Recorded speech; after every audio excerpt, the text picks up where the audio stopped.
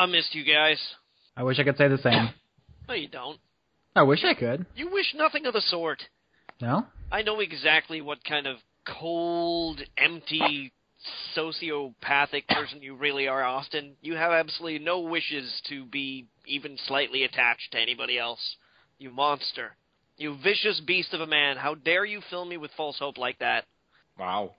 In happier news, it smells like apple cobbler in my apartment. That is happier. It is. I even got a spoonful of it a moment ago, which was nice, with some vanilla ice cream. I can't wait until Grand Theft Auto 5 is no longer a thing people are talking about. I hope you're willing to wait for a while. Yeah, that's going to take some time. I can't wait until Grand Theft Auto 5 is a thing that people are talking about on PC. Because then everybody can, there's a whole collection of new shit that people can bitch about. We're living in a brave new world of bitching. There's nothing really brave about it. A cowardly new world of bitching. A cowardly new world of bitching. Yeah, that sounds about right. Join us now, brave listener, and complain about things that require you to put absolutely no amount of your integrity on the line to debate. You know, I don't care what anybody says. I'm against rape. I think we can call it a day. Good podcast. Tired again, Austin? No, actually, this is my sleep schedule is somewhat fixed right now. Define somewhat fixed, because there's somewhat fixed as in, living life like the rest of people, and then there's somewhat fixed like regular, but still kind of weird. I'll be sleepy by 1 or 2 a.m., so... Wow, that is good. Yeah, that's pretty commendable. Have a medal. Well, I finally finished Game of Thrones, so... Oh. Well, I caught up in Game of Thrones. It's not over. Without spoiling anything, can we briefly rapport on the Red Wedding? I don't want to spoil anything. I just want to specifically speak to, because I'm probably going to leave this in. I'm sure everyone knows that it was a big event, a big cultural moment where everyone was united in their shock and horror at major characters dying. It was a YouTube moment, yeah. On one hand, I commend George R.R. Martin for having the stones to kill major characters, several of them all at once. On the other hand, it shouldn't really be that laudable for fiction to have consequences. We have let television become so stagnant that it's an event, it's a noteworthy, jaw-dropping thing when someone actually dies. I don't know, it strikes me that most shows go 8 or 9 seasons without really anything happening. It's just status quo from beginning to end, so that when someone has the fucking gall to take any chances, we're all blown away by it. Well, I think bear in mind, let's talk for a minute here about the actual state of American TV versus the literature that it's based on against something like other cultural, for example, say British television. Because one of the things that I know that British television does is way better than American TV is adheres to the lifespan of an idea. There are a few exceptions to this rule with your Doctor Who's and things like that. Yeah, British TV shows go for 12 episodes and they're done. Yeah, they mine out the idea. They go, hey, we're finished. Yeah. Like The Office, for example. The British Office had 2 series, and then there was a movie-length special that they aired where it was after the end of the second season, people were like, oh, we want more, and he was like, well, okay, we'll do this thing. Alternately, the American version of The Office, which managed to eclipse basically the whole hourage of the entire British television show in one season, ran for, 8? Probably. Yeah. I'm not as well versed in British media, but American and Japanese, it seems to me that we get 9 seasons. 9 seasons, pardon me. We'll get 30 years of anime where the same cast will die and be revived 8 times over. Comic books especially is another thing, I think. The same characters for 70 years. They die, they come back, they die, they come back. There's just no consequences. There's just no stakes at all. And that is because I feel, sorry to interrupt, Robert. I think it's because American television is seen as a business rather than as a means of creative expression for the most part. And that's why I think people get caught up in series like Game of Thrones, like it's some of its progenitors, such as The Sopranos or 6 Feet Under, where real shit happens to people. There are full character arcs where it's not like at the end of an episode you basically wind up where you started. And I've actually noticed some American networks catching on to it. I don't know if either of you gentlemen had the distinct pleasure of catching the first season of Hannibal that was aired in the springtime. No. You've told me, though. It's on my list. I haven't watched TV in years. I'm suddenly starting now, so I'm catching up. I was blown away by it. I really, really genuinely was, because of how meticulously they paid attention to the greater arc of the series. Like, I'd never seen a network TV show do that as well as Hannibal did. Can we just take the week off, not talk about video games, just talk about TV and movies, music, anything else? Just fuck video games. Aww. I don't really have much to say about video games this week. It's Grand Theft Auto week. Which was actually going to be, I'm not going to, but it was going to be the basis for the beginning of this week's podcast, so. Well, I don't remember what I was even going to say. You were going to say that the Red Wedding shocked you and you wet your pants. No, actually, I was just like, about time.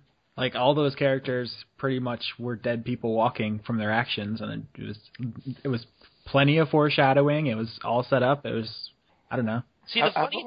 Sorry, go ahead, Robert. Okay. I've always thought that Game of Thrones had a very good karma, in a way, for at least the good guys. There are no good guys. Okay. Everyone bad guys. Everyone but Peter Dinklage deserves to die. They're the less bad guys, because it seems like no matter what, if they do something wrong, it's going to bite them in the ass, and it's going to bite them really, really hard in Game of Thrones. And yet, some people just keep living when they really shouldn't. Isn't that life, though? Maybe. Sean still walks the earth. Aw. And I just looked this up. This, just in case you're wondering. There were 12 episodes of The British Office and 3 television specials. There were 201 episodes of The American Office. Fucking 9 Nice. seasons. 9 seasons. Yeah, I guess that's what I'm talking about, really, in a nutshell. Is we drag things out far past the point where there's anything left to say, and then we just kind of spin our wheels. I mean, like if there's any bankability left in an idea or in an actor or in, look at CSI. Those write themselves though, because they just take those from the headlines. So I recognize that. Now I got a little bit of a guilty pleasure for the original CSI, the Las Vegas one, and even then, when I say the original CSI, I mean like 8 seasons ago when. William Peterson was still the main guy, because when the show came on, it was unlike a lot of other cop shows at the time, where it was like, it was a bunch of dudes with goofy haircuts and Tyvek suits that were like, we solve crimes! But then, like, when they realized there was some money in it, suddenly everybody started wearing, like, leather and, like, shoes with heels. And then it was like, we need more CSI. I got it, CSI Miami. Who are we going to have as the head lab geek? I know, David Caruso. And then they made New York, and, like, they started, like, they were talking about an England one, and, like, and yeah, I mean, you're right, Austin. They fucking write themselves. They pretty much do. Because it's just like, grab whatever happened in Weird Town Crime Space USA that day and then write it into a show, but... have you ever seen the show Psych? Yeah, I quite like Psych. I do too, it's very funny. But I was thinking about, I looked up like the crime, like the murder rate in Santa Barbara, right? They go through like a decade of murder in every season of that show, and there's like 5 seasons. Like That's why they film it in Canada. They actually film it in my old neighborhood. They film it in White Rock, British Columbia. Is there a lot of murder there? Oh, everybody. It's like the Hunger Games 24/7, man. People just strangling each other on the side of the road. Daycare is like fucking Thunderdome there. Like, 2 kids enter, 1 kid leaves. It's awful. It's an awful place to be. It's not really. It's a quaint little seaside town, rather like Santa Barbara. But a lot of the people there are terrible, terrible people. It's close to America, so you can go get gas and cheese cheap. Is that things we have? That's a thing that Canadians go to America for. They go for gas and they go for cheese. Because we're progressive in British Columbia, so we pay carbon tax on our gas. I don't know why cheese is more expensive. Oh, well, doesn't that kind of defeat the purpose of being, like, environmentally minded if you're just going to go across the border to get your gas? I didn't say that it was smart of Canadians to do things like that, to to not contribute to their own economy, to not pay for the health care that we are so ardently proud of. Everybody wants something for nothing, even the Canadians, especially if it's gas and or cheese. Well, I can understand that. I would do that for cheese. But then the Americans come over to Canada because they're not allowed to drink in Washington State until they're 21, but in Canada you can get shit-faced at 19. So, it's a give and take.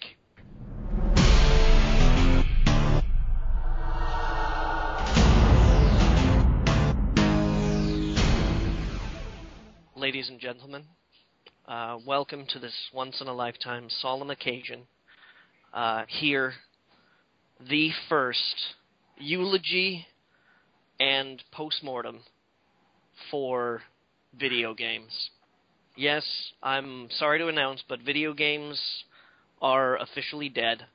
And today, myself, Johnny Maloney, on the eulogy and postmortem with my co-hosts and friends, Mr. Austin Yorsky and Mr. Robert Heck, we will pay tribute to a hobby and an art form that was very near and dear to our hearts, as well as discuss how we might have done things better so as not to brutally and so callously push video games into an early grave, kicking it off the cliff and laughing as it burned all the way down to its inevitable doom.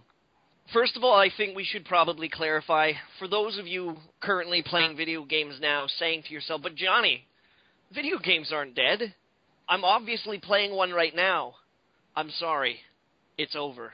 You're like a house-trained dog or a cat poking at a dead bird they've found under the windowsill in the yard, thinking that maybe at any moment it might spring up and run away and you can chase it gleefully once again. No, I'm afraid it's much worse than that. They're gone, and they're never coming back. Gentlemen, what do you think that we could have done to avoid pushing video games into this early grave? I feel like we could have been nicer to them. God, good riddance. I feel like we could have been kinder to the AAA hits, the ones that left us so cynical. Johnny, look at the bright side. Now we can all read books. Oh no, I'm happy about books. This isn't about books though, Austin. But there's so much time now. This is about paying respect. This is about looking back on games like Grand Theft Auto 5 and asking, why weren't we nicer? Huh? We, as journalists, the protectors of the industry. Isn't that the other way around? Aren't we supposed to protect the consumer from the industry? I feel like somewhere along the line that got confused. You would think so, but apparently not. If you've been on the internet today, that's not the way it works.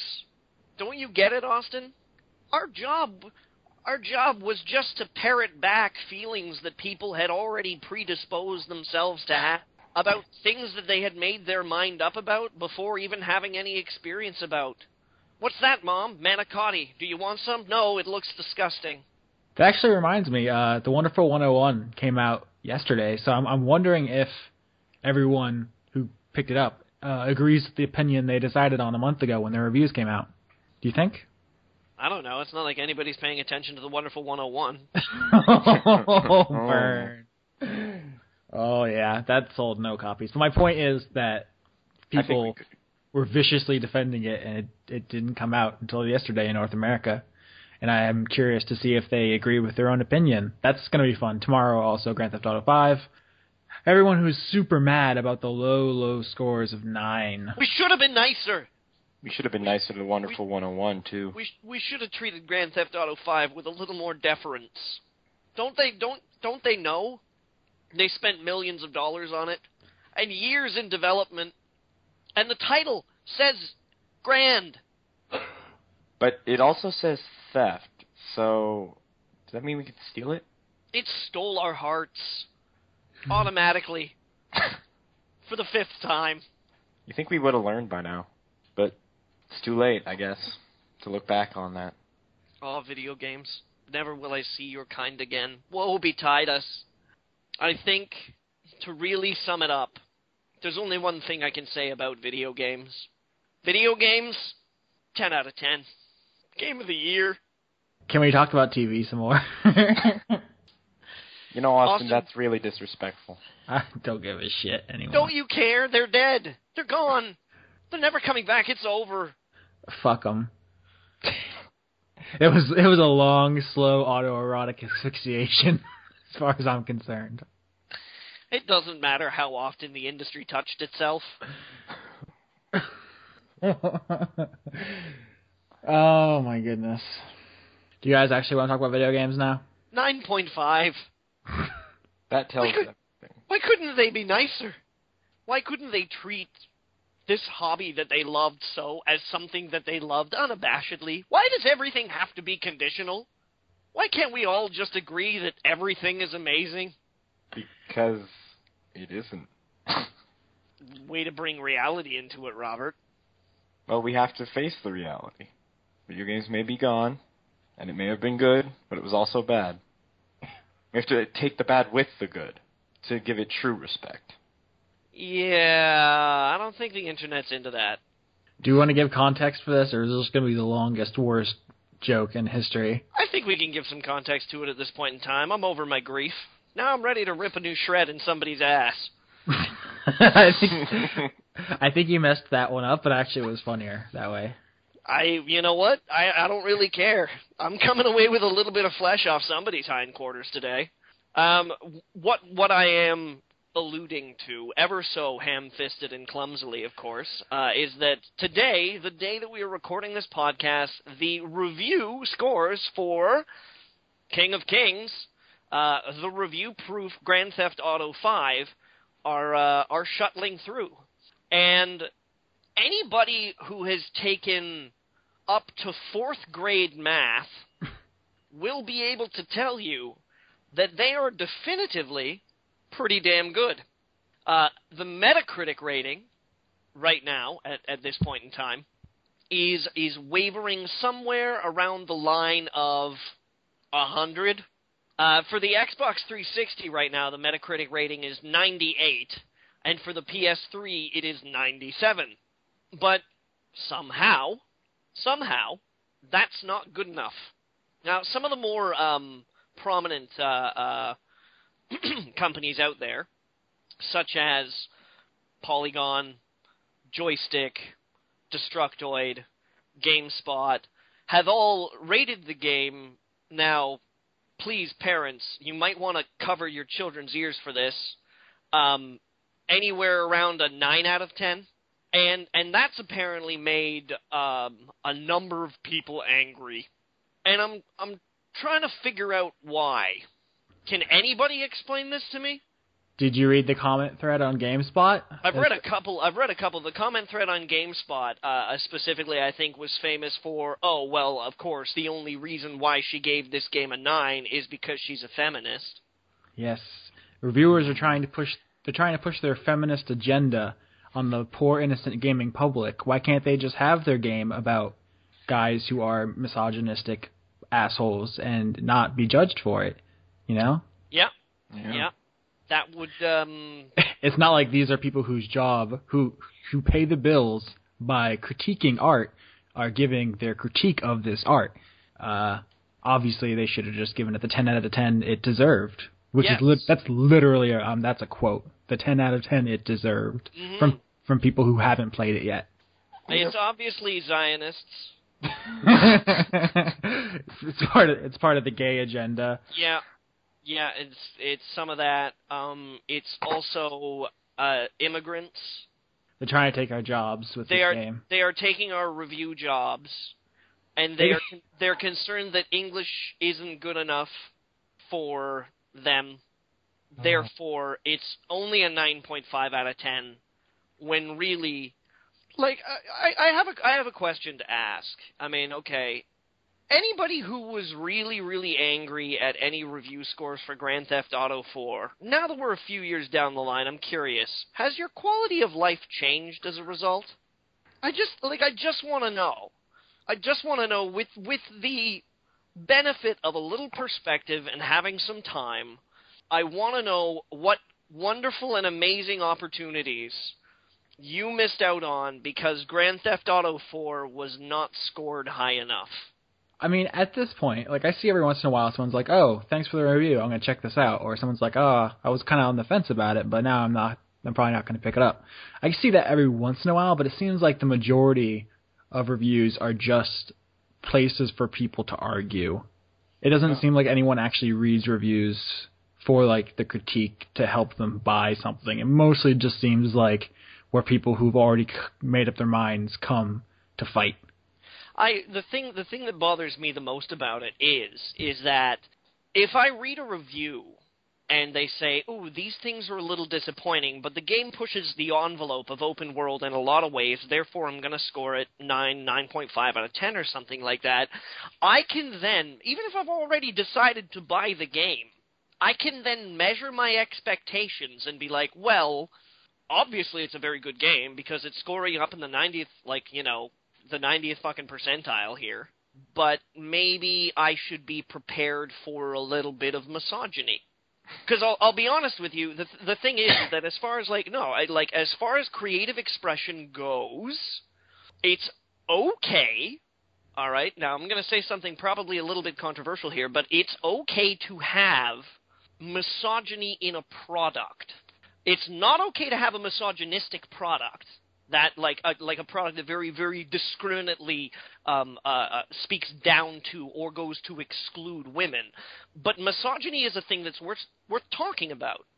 And if you want a video game that's gonna get people to talk or think or something, sometimes you need to be able to address things that aren't particularly pleasant. I mean, even if it isn't executed well, like, obviously there's a place in art to discuss immoral things. But even if you somehow, accidentally find a product you enjoy that has problematic elements, you can still enjoy that thing. Like, it doesn't make you a bad person. I mean, you just have to recognize that this thing that you like is maybe a little heavy-handed. It's okay to have guilty pleasures. Like, seeing a review, specifically the GameSpot one, because that was written by a woman and she's been basically barraged all day by hatefulness. If you see her say, like, the game has some uncomfortable sexual politics, you say, well, that's unfortunate. I'm still looking forward to it and I think I'll enjoy it. Like, that's the response. Like, is that complicated or difficult to grasp? No, I think that's what reasonable people should do. Robert? I think it all just comes back to, I don't think those people are going out to look for arguments per se, but they're looking for validation on their opinions. And when they don't see it, they get mad and start thinking. 9.5, not a validation of your opinion about because something. Because in their opinion, it's a 10, and you have to exactly match up with what they want. Or... Well, they should fucking grow up. People are going to disagree. Yeah, you're right. But that's not how a lot of people see it, unfortunately. This kind of thing always happens with the big-name games. Grand Theft Auto 5. Grand Theft Auto 4. Grand Theft Auto... No. Not just Grand Theft Auto. But a bunch of them. It always happens that if you don't give a perfect score to a game that everyone's been anticipating and everyone thinks should have one, even though they haven't played it, people will be hateful to you. But then we get constantly blasted because apparently we are all on the publisher's payroll. They're all paying us off for those scores, and we need to be more strict. We can't just use, the top of the review scale, right, guys? We're all on the take apparently, but now we're not giving them high enough. Like, I'm disappointed. In people, everyone, just in general. Yeah, I think I think I've had enough of them. I tried to pawn the review off on Robert. I think I'm gonna end up doing it myself because he has the real life things to do. Is this the Robert that we're speaking to right now, or the other Robert? No, better Robert. Oh. And yet you have me here. You were there. You were around. We grabbed you out of the hallway. I didn't want to review Grand Theft Auto. I like it. I just don't want to have to deal with fucking people anymore. Like, it's just not worth it. Like, life is too short to wade through that. I just want to review, like, obscure shit no one's ever heard of. Yep. Yeah. Yep. What's the point of even reviewing AAA games? Like, I feel like we should just everyone should just review indie games now. Almost, like it's kind of it's almost insulting to have to review AAA games because it's like talking to brick walls. I mean, particularly with a game like Grand Theft Auto 5, where by the time Grand Theft Auto 5 is out, which again, let's be clear, is not actually the 5th Grand Theft Auto. It's like the 12th. Where if you don't count the handheld spin-offs, we've got and let's not count the first 2 either, because Grand Theft Auto 1 and 2 were top-down games. They didn't play differently. We had we had Grand Theft Auto 3, then we had Grand Theft Auto Vice City, and we had Grand Theft Auto San Andreas, then we had Grand Theft Auto 4. Then in 4 there was episodes from Liberty City, which I know technically was DLC, but they were pretty much big enough to be their own games. Yeah. Actually, that's the thing I'm kind of most excited about for Grand Theft Auto 5 is the big-ass expansions that I hope they have. Probably. I liked Gay Tony and Lost in the Damned more than I did the Nico Bellic campaign. Yeah. So, also Grand Theft Auto Online, which isn't out yet. It doesn't come out until October. So all the reviews you're reading are for half of the game. Mm-hmm. Which is that's a fun trick they pulled on everyone. So I can't understand how at this point in time you can't just decide on your own whether or not you're interested or disinterested in a Grand Theft Auto game. Like, I've reached this point in time where I'm like, okay, if it comes to PC, I might pick it up, but I'm not going to pick it up at launch because I want to see how it runs. Because when Grand Theft Auto 4 came out to PC, everybody was like, holy shit, what a clusterfuck. And I bought into it. I picked it up, and I was like, holy shit, what a clusterfuck. So when Grand Theft Auto 5 comes around to PC, I'm probably gonna, wait and see. And if it has those magical words, games for Windows Live, I am gonna tell it to go fuck itself. Well, actually, I guess it won't have games for Windows Live because they're trying to shut that down, aren't they? Yeah. I think so, yeah. Just watch. It's gonna have games for Windows Live anyway. Rockstar's gonna be like, no, we don't want to do Steam. That means more work. It's gonna be Uplay exclusive. Oh God. They're gonna get Ubisoft to do all the porting. They'll be like, you do it, and then you can sell it. But yeah, so I'm gonna wait. I'm gonna wait because that's where I'm at. I'm like, yeah, I'd be interested in playing it. I realize that it's just another male power fantasy crime. It tries to be way more serious than it actually allows itself. Because it's going to be about, what is it, masculinity and growing up and respect and this and that, and I'm like, no, it's about getting in a convertible and running over a bunch of people. That's really what it's about. It's about being an American male. That's the thematic content of the game. Being a violent, chauvinistic, evil monster. Yeah, so Pretty like much. every other Grand Theft Auto that's been out there. Because Grand Theft Auto 4 was about the American dream. Yeah. For a violent, chauvinistic white male. Well, that was it wasn't necessarily that chauvinistic. The game was a little reductive. Well, it had some stuff about the immigrant experience, but once again, that's, the infamous... Ludo-narrative dissonance! The disconnect between Nico Bellic, the guy who's trying to make a good life and be a good person, and the crazy prostitute-banging psychopath everyone played him as. So, yeah, that's... you can't really get away from that. I guess you could. No one's found a way, though. Yeah, it's Grand Theft Auto. You know what you're getting into. It's going to be good, but it's also going to be problematic, and at the end of the day, it's going to make all the money. And then, we'll all think less of it in hindsight, like we always do. Yep. Yeah, that sounds about right. I'm interested in some of the technological stuff, though. It looks like it's doing things with the current generation of home consoles that shouldn't be possible in terms of, like, scope. Like, it's... As far as I'm concerned, that's, that doesn't even register with me. I'll be honest with you. I don't care what kind of, like, amazing new things you're doing with technology that's going right out the door. Yeah. It is going right out the door. Finally, we put this hardware to the max. All right, PlayStation 4 time. I know. It's just like all the time that you spent maximizing your Xbox 360 and your PlayStation 3, son, you could have been getting used to the new systems and getting 10 years or fucking 8 years or 12 years or whatever out of that. But instead, you wasted a bunch of goddamn time on technology that is a hair's breadth from obsolescence. Well, the thing is, it's the massive, huge install base of the 360 and PS3. That's like the only way they could have made their money back. That wouldn't have been viable as a next-gen only release. I realize that you're right, but I mean that means basically is that it is going to, like, the last games, the last few sputters of a console generation, nobody ever remembers them as being the definitive titles. Really? I can't remember off the top of my head what released at the end of what cycle. I seem to remember... Yeah, that's the point. Well, you can't fucking remember. I'm not saying that I don't remember the games, I just don't remember when they launched. I'm pretty sure didn't God of War 2 come out and Persona 4 come out right at the end of the PS2 life cycle? Persona 4 definitely did. And those are like the two defining games of that platform, so I don't know if that's 100% true. Maybe my memory just sucks. Plus, I put that The Last of Us could be a very similar thing for the PS3, and that came out very late in its cycle. Yeah, The Last of Us and or Beyond Two Souls. I say the last one slightly sarcastically, but I'm open to being blown away by that. You're ready to be wowed?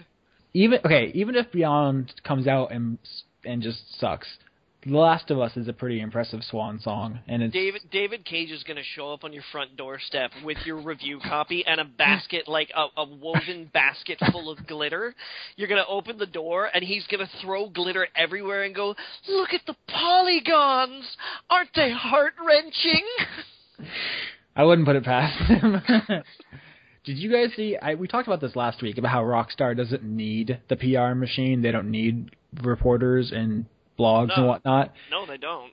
Did you see the thing that Ben Kuchera from the Penny Arcade Report posted over the weekend? I know that he was, I believe sour grapes is the term, that he didn't get a review copy, so he was like, fuck you, I'm not going to review your game then.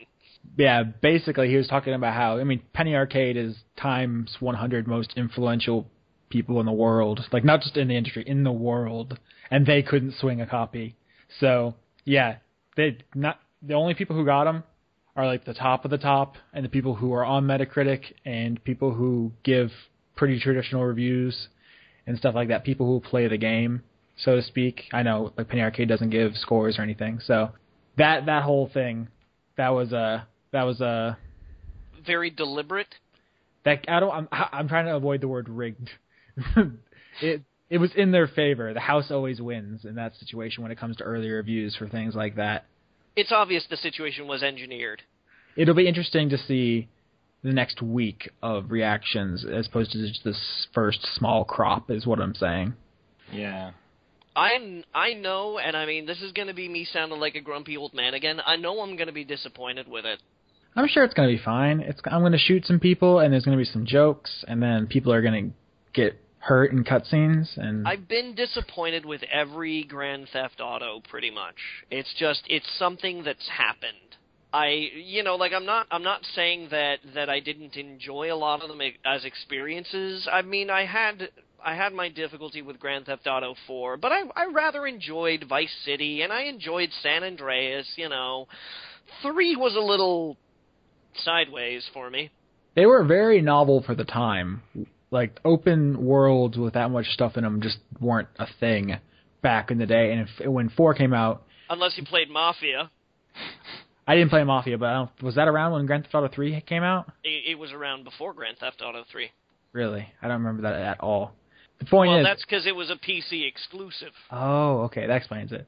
My point is, there was more novelty in the idea. Nowadays, open worlds are a dime a dozen. I have a jillion open world games. So then you have to compete on other levels, graphics, story, mechanics, and I don't know if they can. Like Max Payne 3 was another thing where it was like, this is it, guys. This is the AAA Rockstar experience. And I was like, I've shot dudes from a third-person perspective before. This is nothing new.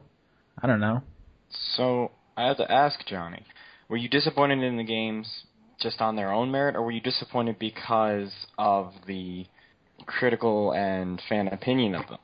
Was it just it was overblown for you and you just couldn't get into it as much as everyone else did, or on its own? On its own, to tell you the truth, because because I played them on PC. I mean, almost routinely, the Grand Theft Auto games come out on PC afterwards. I get a chance to play them when everything has died down. You know, when they come out on PC, there's no PR blitz. It's not like, and everybody's kind of had a chance to talk about what they, you know, like what it was to them, what it meant to them. You know, I'm sorry, just as an aside, I think I'm mistaken. I think maybe Grand Theft Auto 3 did come out before Mafia. I can't remember.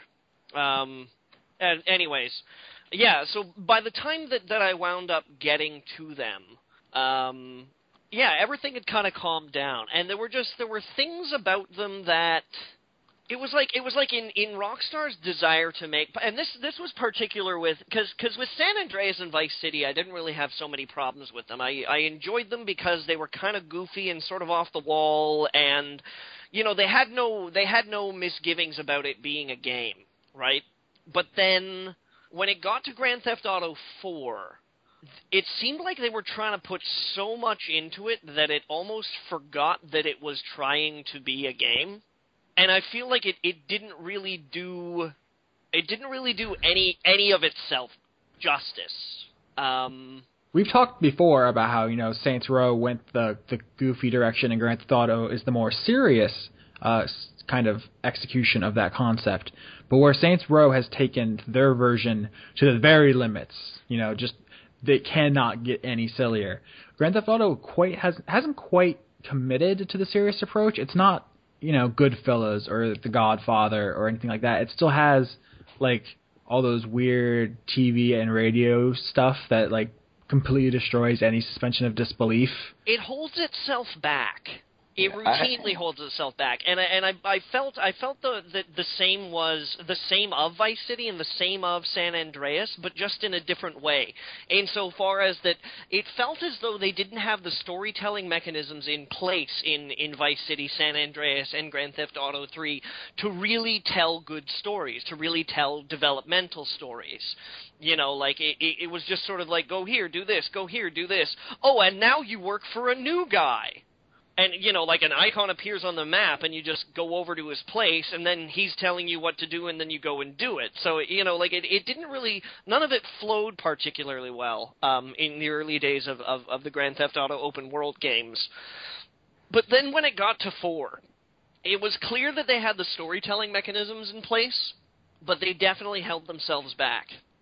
And then its action too, you know, like it felt like there were so many other third-person styled action games that did things better. It was like they added a cover mechanic to Grand Theft Auto 4, and it was a terrible cover mechanic, but it was in there because cover mechanics were the thing. I mean, it makes sense to take cover in a firefight, but it's like if I wanted to shoot people from behind chest-high walls, I would do so in, like, Gears of War. Yeah. Where it's very polished. Yeah, it's like they were the originator, but everyone else has already kind of... Well, they weren't the originator, but they were one of the big ones, and then everyone else started doing it and doing different things with it and doing those particular things better.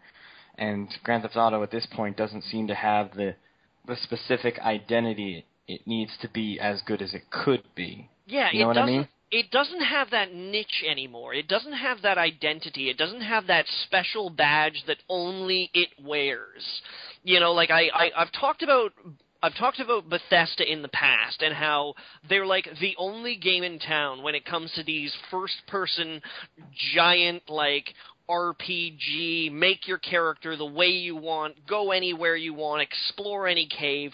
And because they're the only game in town, there's a kind of a weird, lackluster complacency that they've bottomed out into, where they refuse to ignore problems with their own storytelling, or they refuse to acknowledge problems with their own like environment designs, or just like the basic formula of the game, because nobody else is coming around and saying to them, look what you can do with this format. You know, and I feel that Rockstar has very much had the same thing. They hit a storytelling peak when they got to Red Dead Redemption. We should definitely. we should take a moment to just say Red Dead Redemption is fucking fantastic. Absolutely. Yes, It's stellar. It works on so many levels. Like, its mechanics are clean, its environments are well made, its characters were well defined, its locations were very they had so much personality, you know, and it managed to tell a story, like a compelling story, in a way that didn't necessarily offset the gameplay either. It's not good for a video game. It's just legitimately good writing, like about things, like serious stuff, without becoming too like serious. It's not Schindler's List, the MMO. No, it's not. It has a sense of fun. I think I just wrote the episode title. Oh my gosh. Oh yeah, Johnny, I actually looked it up. Mafia came out a year after 3. Okay, all right. I wasn't sure. I think it was that I played Mafia before Grand Theft Auto 3, but I couldn't reconcile the two. But yeah, and now when, you know, Grand Theft Auto 5 is coming out, Grand Theft Auto isn't that game anymore. It's not the game that has the badge where everybody's like, okay, Rockstar, we're going to let you get away with whatever you do because you're the only game in town. Open world games are like a dime a dozen now. I would argue that perhaps too many games are bloated with open worlds that they don't necessarily need. Yeah. That was speaking of Mafia, that was a really, really big criticism of Mafia 2 when it finally dropped, was that it was like, yeah, you could drive around this city as much as you want, but as far as there being things to do, Mafia was a very linear game. Get in the car, go here, then go here, then go here, and then when you regain control, take out your gun, shoot these guys, go there, buy this sandwich, feed it to this man, take him to the old folks' home, read them War and Peace. L.A. Noire. Yeah. Infamously. Yeah, that too. But yeah, I mean, it sounds like we're coming down pretty hard on it. To be clear, we haven't played Grand Theft Auto 5 yet. It's probably going to be good, but we're just kind of, I'm personally just sick of wading through the hype and the hyperbole. The only thing that I'm suggesting is that for Rockstar to maintain scores of like 9 and 9.5 and things like that they are maintaining right now, they have to distinguish themselves. And I believe a lot of these reviewers that are saying, hey, you know, like, this pushes the open world game to like new limits. I believe that. Yeah. I do. I'm looking forward to playing it. I recognize that it might be a little, you know, male-centric. It might be a little lacking in admirable female characters or, you know, even necessarily respect to women or something like that. But that doesn't mean that I have to hate it. It doesn't mean that by enjoying it I am an asshole misogynistic man. It means that I can play something that I enjoy and say it has some problems. There's room in the medium for games about masculinity. It's just that seems to be all there is the problem. Most games are about dudes killing dudes. I'm really looking forward to Rockstar distinguishing themselves, to show me why they are the kings, the founders, the people responsible for the open world city game. That's what I want to see. That's what I want out of Grand Theft Auto 5. Also, well, we need to wait to see what the online component is, because I have a feeling that will be the most remarkable feature, the thing we actually remember this game for. Conceivably so, if, you know, by the time that it comes out, people aren't already jazzed up for their new Xbones and Sony PlayStation 4. Yeah, everyone can't wait to buy the new consoles that play the old Assassin's Creed and Watch Dogs and stuff you can get on modern machines. People are going to trade in. They're going to do it. They're going to get, they're going to get a good month of Grand Theft Auto Online, and then they're going to go, oh my god, the new thing is out. I know that there isn't anything good out for it yet, but it's so hot, I have to have one.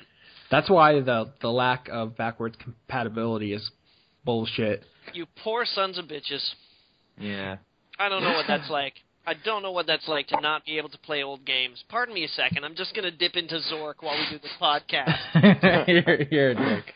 Just fire up DOSBox. No big deal. Yeah. I've got it right on my desktop right here. DOSBox. It is kind of sad that the launch lineups for both those consoles aren't really impressive. Neither of them have a system seller. I am going to edit my autoexec.bat. Speaking of playing around with configuration files, do you guys, any of you guys use Linux? I do not. I'm allergic. You're allergic to open source operating systems? No, I'm just allergic to hard work. To editing kernels? Yeah, it's not. I break out in naps. I present with yawns. I get a little uncomfortably itchy, and then my eyelids, I swear they swell. They just close, and then I wake up hours later. Jeez, that sounds pretty serious. Has the doctor said there's any cure? He's suggested that I don't do boring things. Johnny, do you want to explain Linux to listeners just in case? All right. Well, Linux is an operating system, an OS. For those not necessarily that educated in actual computer terms, an OS or an operating system is essentially the piece of software that gets the hardware parts of your computer to talk with the programs that you run. Popular examples of operating software include Windows 7, Windows XP, OS X, for those of you who like your Apple products, although if you do, I'm not sure why you're on a video game website. Burn! That was a little bit of personal bias coming out there, my mistake. Whatever, Apple can do what it wants. I don't have to respect it. In any case, Linux is an open source, free-to-use alternative to any of these popular OSs, essentially. It's been around since the early 1990s, and is particularly famous amongst a lot of really geeky tech heads. And I say that without, any prejudice or joking around or anything like that, because Linux is, in all honesty, a bit of a pain in the ass. It's famous for being extremely customizable, incredibly stable. You can do anything, basically, with this operating system that you want to do. But it has a pretty steep learning curve.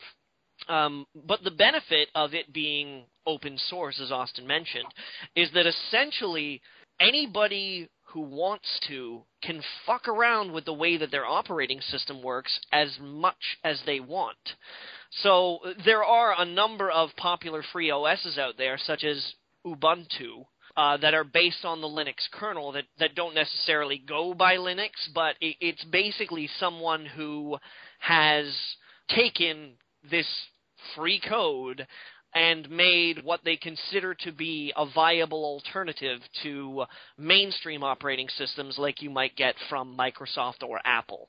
Now, the reason why we bring Linux up is because very recently, Gabe Newell, who's particularly famous for saying whatever's on his mind, was speaking at LinuxCon, which I believe is a yearly convention based, or catering, to Linux fans, developers, and what have you. And I mean, for those of you familiar with video games, you'd understand, of course, that it's pretty much big news whenever Gabe Newell says anything, because he is, I believe, recognized by many people in the industry as a man of vision. I don't think I'm overstepping my bounds when I say that. So Gabe was speaking at LinuxCon in New Orleans this year, where he basically came right behind Linux and said that Linux and open source is going to be the future of gaming. Now, this doesn't come as a surprise to those of you who are pretty regular users of Steam, because you may have seen that a number of Steam games have started to incorporate Linux compatibility. Indeed, to those of you who are also into Kickstarter, you'll know that a lot of Kickstarter, usually stretch goals, are made to make sure that your game is compatible with Linux. Well, Gabe Newell and Valve have kind of taken one step beyond that and have essentially announced that the Steam box, which is probably going to be announced, I think, next week, officially. I think that's weird where you can announce that you're going to announce something next week. He basically said that more or less we can expect the Steam box to be Linux-based. So that's Linux news for all three of you that are interested in that. Thoughts, gentlemen? Johnny, the Linux is the future of gaming. It might be. But I thought mobile was the future of gaming. No. Free-to-play is the future of gaming, Austin. Wait, I thought MMOs were the future of gaming. Only if they're non-subscription based. But I thought episodic microtransactions are the future of gaming. Only if they are on cross-platform systems. With asymmetric gameplay. Now, I do have actually a little bit of a problem with this statement. And I'll tell you why. Linux and open source, yeah, I would absolutely say, yeah, open source is certainly the future of gaming. Absolutely. The more open source a platform is, the more modding you allow in a game, I feel the more likely that game is going to succeed. The more, the longer lifespan you get out of the game, the more people are going to be interested in it. Hell, Team Fortress 2. It's pretty much about as open source as you get. But at this point in time, I am going to suggest that it is not Linux's crown to seize. It is Microsoft's crown to lose. If you guys are following me, do I make sense when I say that? Are you jiving? Do you scoop that? Am I imprinting on you? Do you ship it? Linux is not going to have a majority market share in our lifetimes. There's nobody pushing the Linux train. There are a bunch of carts on the track that occasionally people who wander away from the road because they're done driving the Microsoft highway find and go, oh my god, I could turn this train car into a house and live here. Nobody is pushing it. Nobody's moving it. It banks on people coming to it. I know some people who swear by Linux, but when I hang out, those are usually the last people I call. I wasn't going to say it.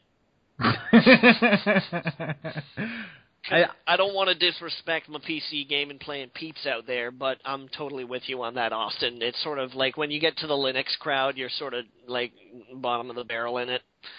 There's nothing wrong with it in theory. There's things I could be doing. There are, games I could be playing, sex I could be having. Life is pretty short to fuck with Linux. I mean, I can understand it if you want to do programming for a living. If there's job experience in it, in tinkering around with your operating system and shit like that. But yeah, I mean, as far as I'm concerned, I just kind of want to start my computer up and be like, oh look, the internet. Yeah, the layman has no use for it. Shit, the layman can barely figure out Windows 8. Yeah, no kidding. And to ask that person to go from Windows 8 to Linux, my God, that's a culture shock. I mean, these days, because I grew up breastfeeding from PC, and I said earlier when I opened my DOS box, I'm like, I'm going to edit my auto-exec.bat. I could probably figure Linux out if I had the time. If I wanted to give the time to it, but I don't. I have other stuff I would rather be doing. And those things, that might be playing video games. It might be going out and having, a nice dinner. It might be standing at the fucking wine store and going, and what about this one? Yeah. But, nobody, Linux is not going to come blasting out of the side of the wall like fucking Astro Boy and save everybody.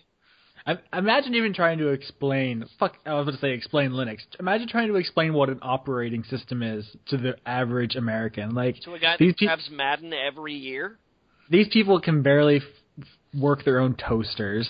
I'm sorry, but we live in a bubble where we're constantly discussing, pretty involved concepts about, the way that games work on narrative and functional levels. A lot of people are like, I shoot gun good in the Call of Duties. Like, not that that's not a okay way to live a life. I'm just saying most people are so outside the sphere of any of this talk that saying it's the future of anything is getting a little ahead of yourself. Now that having been said, I am curious still about the Steam box. If the Steam box is user friendly enough, I don't think it couldn't hurt the cause. No, absolutely not. But the thing is that I'm not going to say, wow, Linux saved gaming. I'm going to go, wow, the Steam box saved gaming. Yeah.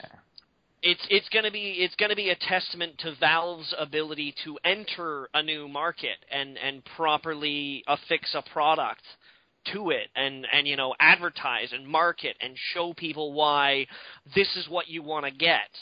But nobody is gonna, nobody's gonna run out of the building while it topples down and see this red, blue, and yellow blur in the sky and go, "Oh my God, Linux, you saved us!" That said, I love open source. I mean, don't buy Windows 8 if you can help it. Don't get Apple products. Don't do it. It's bad news. The more control you give to the people who make your fucking software, the more decisions they're going to decide the way you get to use your software. The same with this always online shit and fucking no. I would like to stay in a world where I get stuff that I pay for and not just permission. Although I will say this, it would be nice to not have to pay licensing fees. For developers, I mean. Not that, the Ouya has helped that.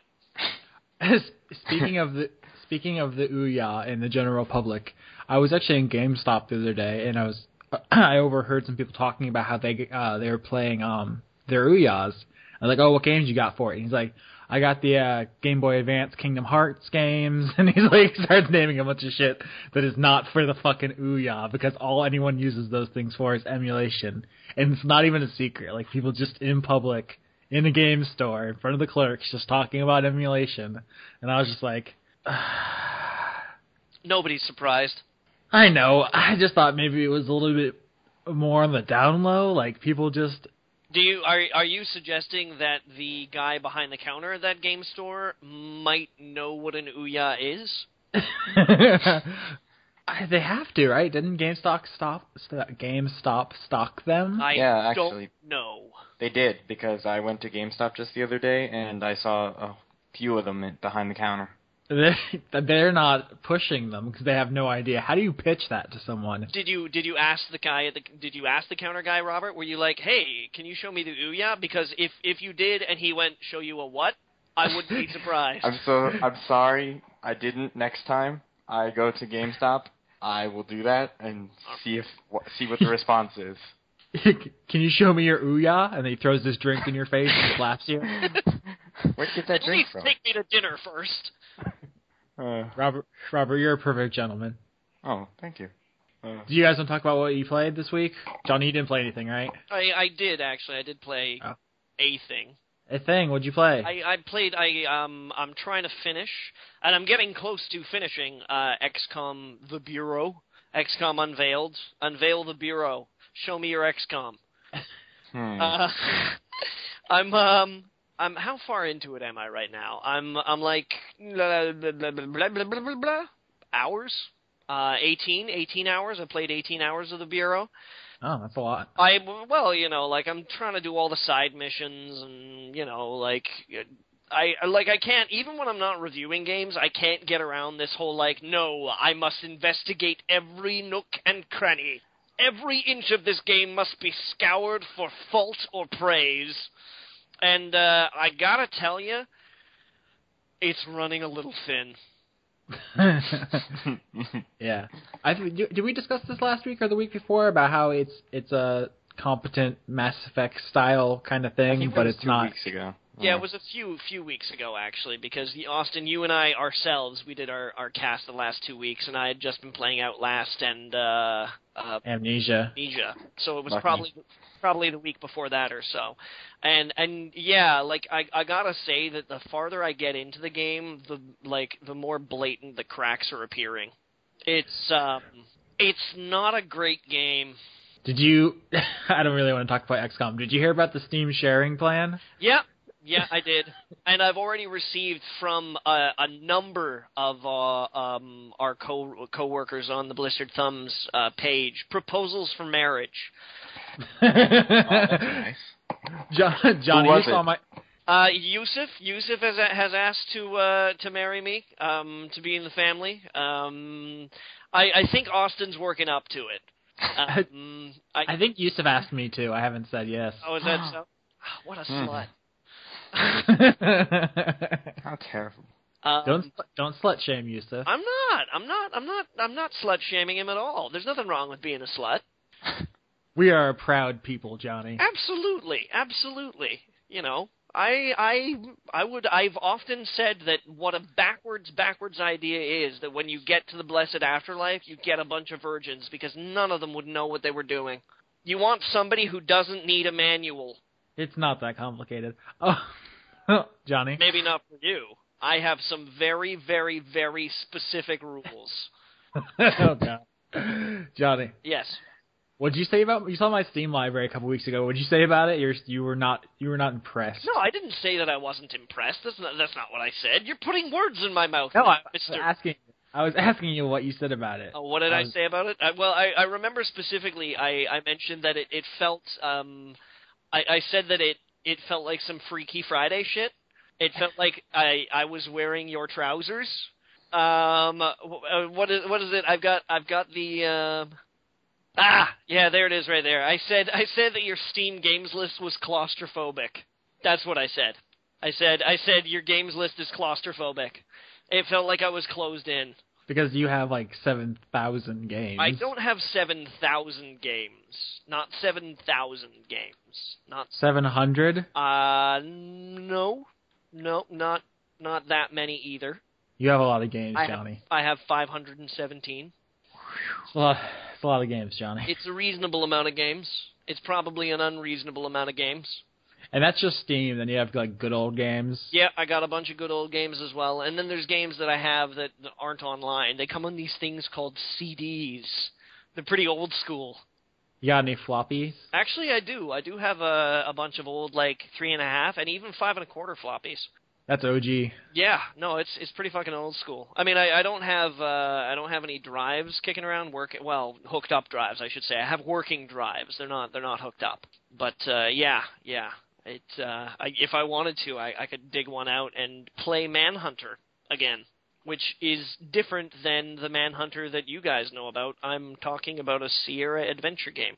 Did you assume we were thinking of the adaptation of the prequel to Silence of the Lambs, which is also Manhunter? I know that that's Manhunter. Oddly enough, also starring William Peterson. Is it? Yeah. But no, there's actually. I'm sorry. I was thinking Manhunt. I believe you. Manhunt, not Manhunter. But Manhunter is a Sierra game. It was an old, and it was weird because it didn't have any text parser. It was strange. Yeah, so XCOM running thin. I'm kind of losing steam on it. I'm glad that I'm almost done because, messy.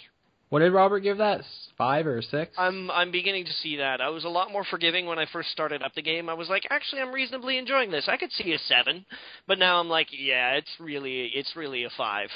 They don't do anything new with it, and even there's no. At one point in time, it seems as though they just drop the facade. Whereas, suddenly I'm capable of just mentally controlling enemies. And nobody's like, oh, yeah, by the way, you're psychic. It's just sort of like, you can control enemies. And I'm like, all right, guess that's a thing. And they don't even explain it. They're just like, congratulations, do this thing. So, yeah, they kind of, drop the veneer of there being a reason behind everything. And all the atmosphere, all the environments, just start to look the same. And the fucking checkpoint system is ridiculous Because they'd be like, here, run into this room, talk to this person, run down this hallway, run down this super long fucking hallway, keep running down this hallway, and oh no, you're dead! And then you have to fucking do it all over again. It's not just like, why don't we save it right before he goes into combat? No, it's clumsy. It is clumsy. It's a passable, clumsy effort. It makes me sad. But I don't have to be sad anymore because now I remember that XCOM Enemy Unknown is a thing, and I feel better again. Are you gonna get Enemy Within? Probably. Are you excited about those new enemy types and weapons and whatnot, or is that how you feeling about that expansion? I can't say that it's like that I'm super jazzed about it, because it like in the end, I feel like as an expansion, it's kind of typical of Firaxis because they have this thing where they make a game and they're like, here, have a game, and then there's these other things that they go, oh, here, there's this by the way, and you're like, shouldn't have this been in the game in the first place? Like, why did you hold on to this? Yeah, that's why I waited for like the edition of Civ with all the DLC. Yeah, they do that with Civilization pretty regularly. And I mean, Civ 5 is obvious to that. Where I finally feel like now I'm playing like as good a game as Civ 4 was, only better because it has all the old stuff now, but a bunch of new stuff as well. Whereas like when it first came out, it was like check out all this new stuff with none of this other old stuff that you thought you were going to get. But yeah, that's the story about me wearing your pants. So what did you play, Austin? Oh man. I'm trying to think where to start, because this isn't on purpose. I didn't plan this. It feels like several weeks in a row we've been shitting on Square Enix for like various things, like their business practices, their past failures, their future failures, their current failures. I played 2 Square Enix games and 1 game that relentlessly mocks Square Enix. Where do you want to start? Have you guys... hold on, let me look up the full name of this, because this is good. I don't want to get this wrong.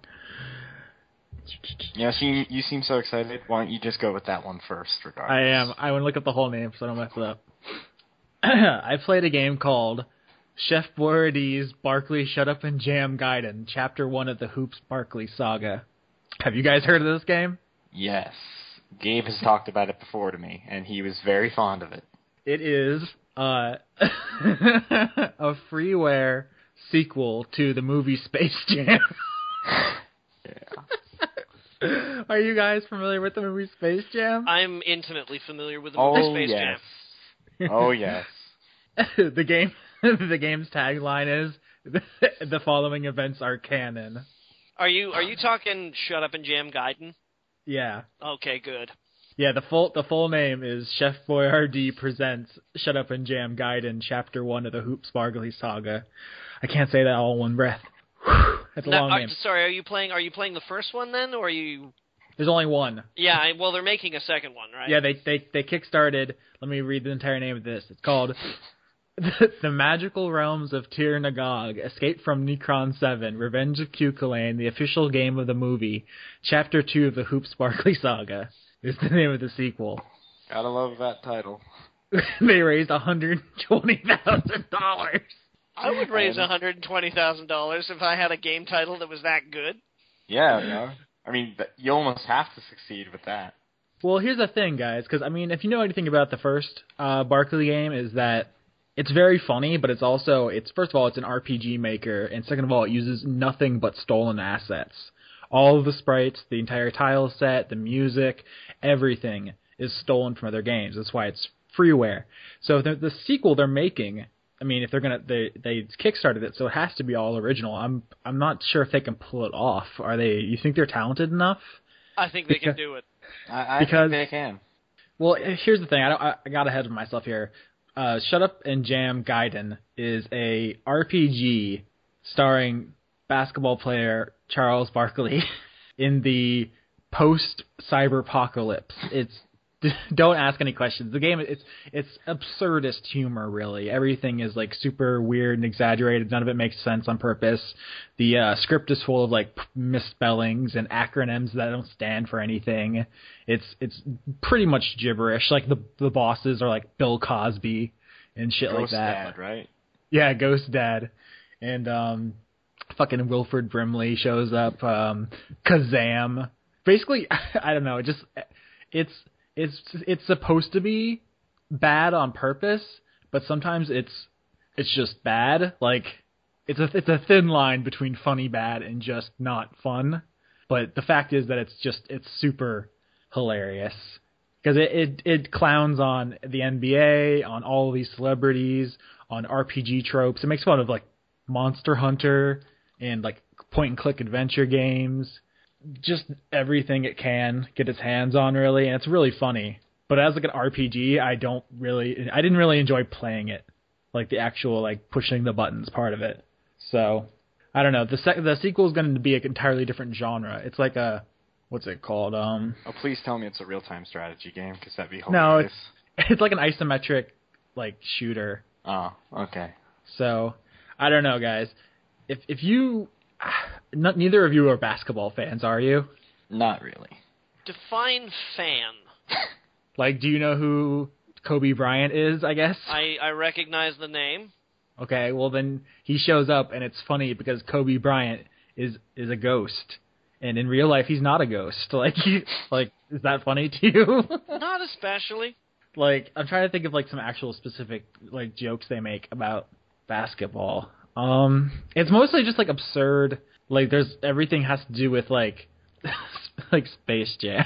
It's so dumb. Like, it's actually, here's the thing. Like, I don't want to get, like, mired down, like, too many specifics, but the thing that I will always remember to my dying day about this game, and it's genuinely upsetting, is that each save point, when you click on it, it delivers, like, an absolutely disgusting tirade. I believe they were, like, copied and pasted from, like, gaming forums, but about, like, how much better Japanese games are than Western games. Like, the save points will just spit 8 paragraphs about how, like, Madden is shit, and Final Fantasy is the best thing crafted by human hands. And it's, like, it's really, like, earnest and, like, gross, like, otaku bullshit. Wait. And it made me, like, actually really angry. You mean, like, just text or actual voice? No, it's just text. It's like a manifesto. I think it'd almost be worse if it was voiced.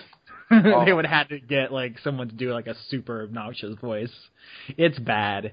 It's, like, it's actually, like, genuinely upsetting to me that someone somewhere typed any of this. Like, even if it was a joke, some of it's really unpleasant to read. I hear you.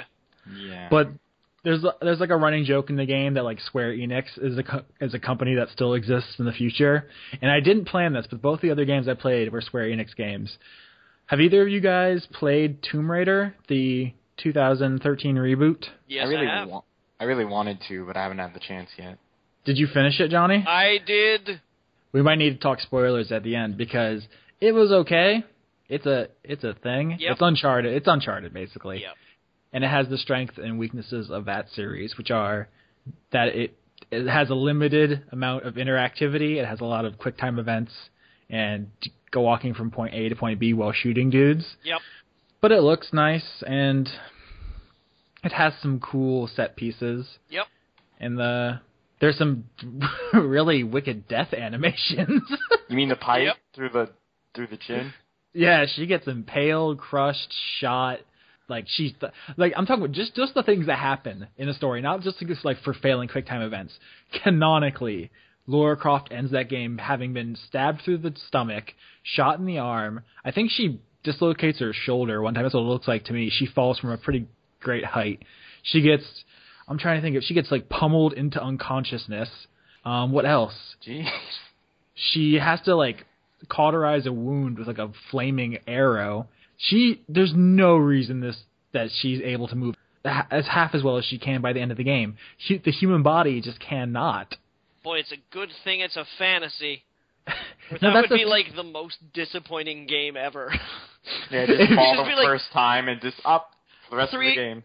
Broken 3 arm. hours in, she just falls over face first, and it's like, congratulations, you have died of sepsis. Game over. Well, here's the thing. We talk about quote-unquote realism in video games, and yes, you have to make certain allowances for things to make them fun. But the more seriously you want me to take your serious, dark, gritty story, you need to provide a certain level of verisimilitude, or I can't buy it. Like, after the opening scene, this isn't spoilers, it's in the trailers, she's tied up, she falls, she gets impaled through, like, the kidneys, like, through the side of her abdomen. Like, seriously. She basically walks it off. Like, after getting out of those caves, like, she comes across her friends, and she doesn't even, like, hey, I'm bleeding. She just walks up, she's like, oh, hey, I was looking for you guys. How are you? And then she sits down and goes to sleep. She never asks for a fucking Band-Aid. She never brings it up. Like, there's just a total disconnect. Well, there is a bit where she, like, am I remembering properly? She passes out on the dude with the crutch. Like, yeah, that's looks after to her. After she gets to the camp, she walks up, there's a dude with a crutch and her friend, and she's like, oh man, I've been looking for you guys, how are you? And then her friend's like, let me tell you the backstory of Himiko, the spirit of this island. And Laura's like, I'm going to sit down over here, and she falls asleep. She never is like, hey, I am bleeding profusely from a stomach wound. She never brings it up. She never mentions it. She doesn't ask for medical attention. She would, like... That's because obviously she had deer. And as anybody knows, in video game reality, when you eat something, wounds close.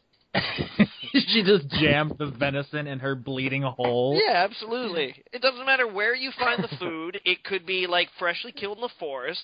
It could be in, like, a refrigerator at a blood clinic. Or it could be, like, behind the wall in some old castle in fucking Transylvania where none of the monsters there actually eat anything. So that ham could have been sitting there for, like, decades, but you're all like, I'm going to eat that ham, and then all your wounds close. Wouldn't it be great if hospitals worked like that? Yeah, see. seriously. And then that's when the lawnmower jammed and the rock came flying out and hit you in the leg. Ah, yeah, doctor. Ah, can you save my foot? I think it's possible. Here, eat this ham steak.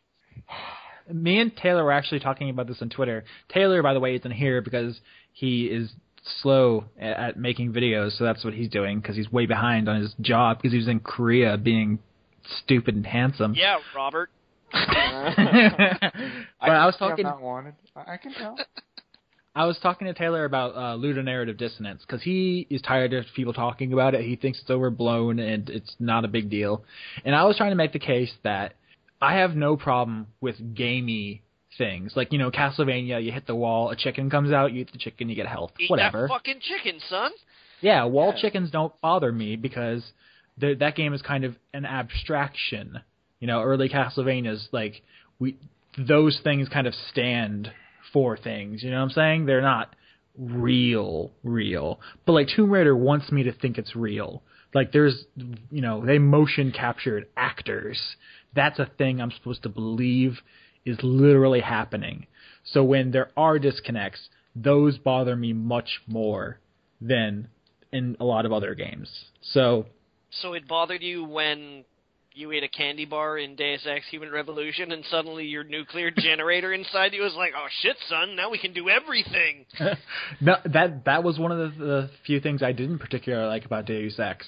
Metabolism, to my knowledge, isn't that exact of a science where you can just eat a candy bar and now punch through walls. I keep trying to tell you, Austin, that's how it works north of the border. Actually, that's another Square Enix product. That's a conversation for another day. But yeah, Tomb Raider suffers from a lot of stuff like that, like little niggling stuff. Like, okay, you find a World War II gun on this island, but if you find 3 rifle parts, it turns into an AK-47. Like, that's... Haven't you ever made an AK-47? By modifying my World War II gun? I'm just asking. Yeah, my time on the AK-47 assembly line. I don't know, Austin. You have a lot of dark and weird things about your youth. Am I making a big deal out of nothing? It's like no, okay. I'm just being ridiculous. No, I know. I'm genuinely asking your opinion on like Tomb Raider. They're like, okay, there's this people have been shipwrecking on this island where the game takes place for a while. You know, there's a bunch of natives, but are there 200 of them with all of them having like rocket launchers and machine guns? It obviously required a suspension of disbelief, and like the threshold for that suspension of disbelief grew as the game went on. Actually, I'm trying to remember. There was an interview with the writer where she said basically that there are points where concessions had to be made to the gaminess of it for it to be fun. Yeah, and that's the point. At that point in time, I'm like, oh yeah, it's a video game. Well, All right. But, I mean, there is something to be said for that once you make that concession, you lose respect for something as attempting to be as realistic as possible. There's, like, you can't cross that line both ways. You know, you can't just be like, now we're a video game with rocket launchers everywhere. Oh, but this is, like, really dark and serious, guys. And, like, she's hurt. And now we're going to have a screaming, amazing run where she's, like, sprinting down a mountainside and jumping and catching onto stuff. And then, but no, she's really hurt, you guys. I mean, it's, like, it's super, super serious. There might be an infection. And now it's a skydiving segment. I think it's all just... It's completely understandable to have that type of concession because you wouldn't want to have it be realistic over it being actually fun to play or a good experience.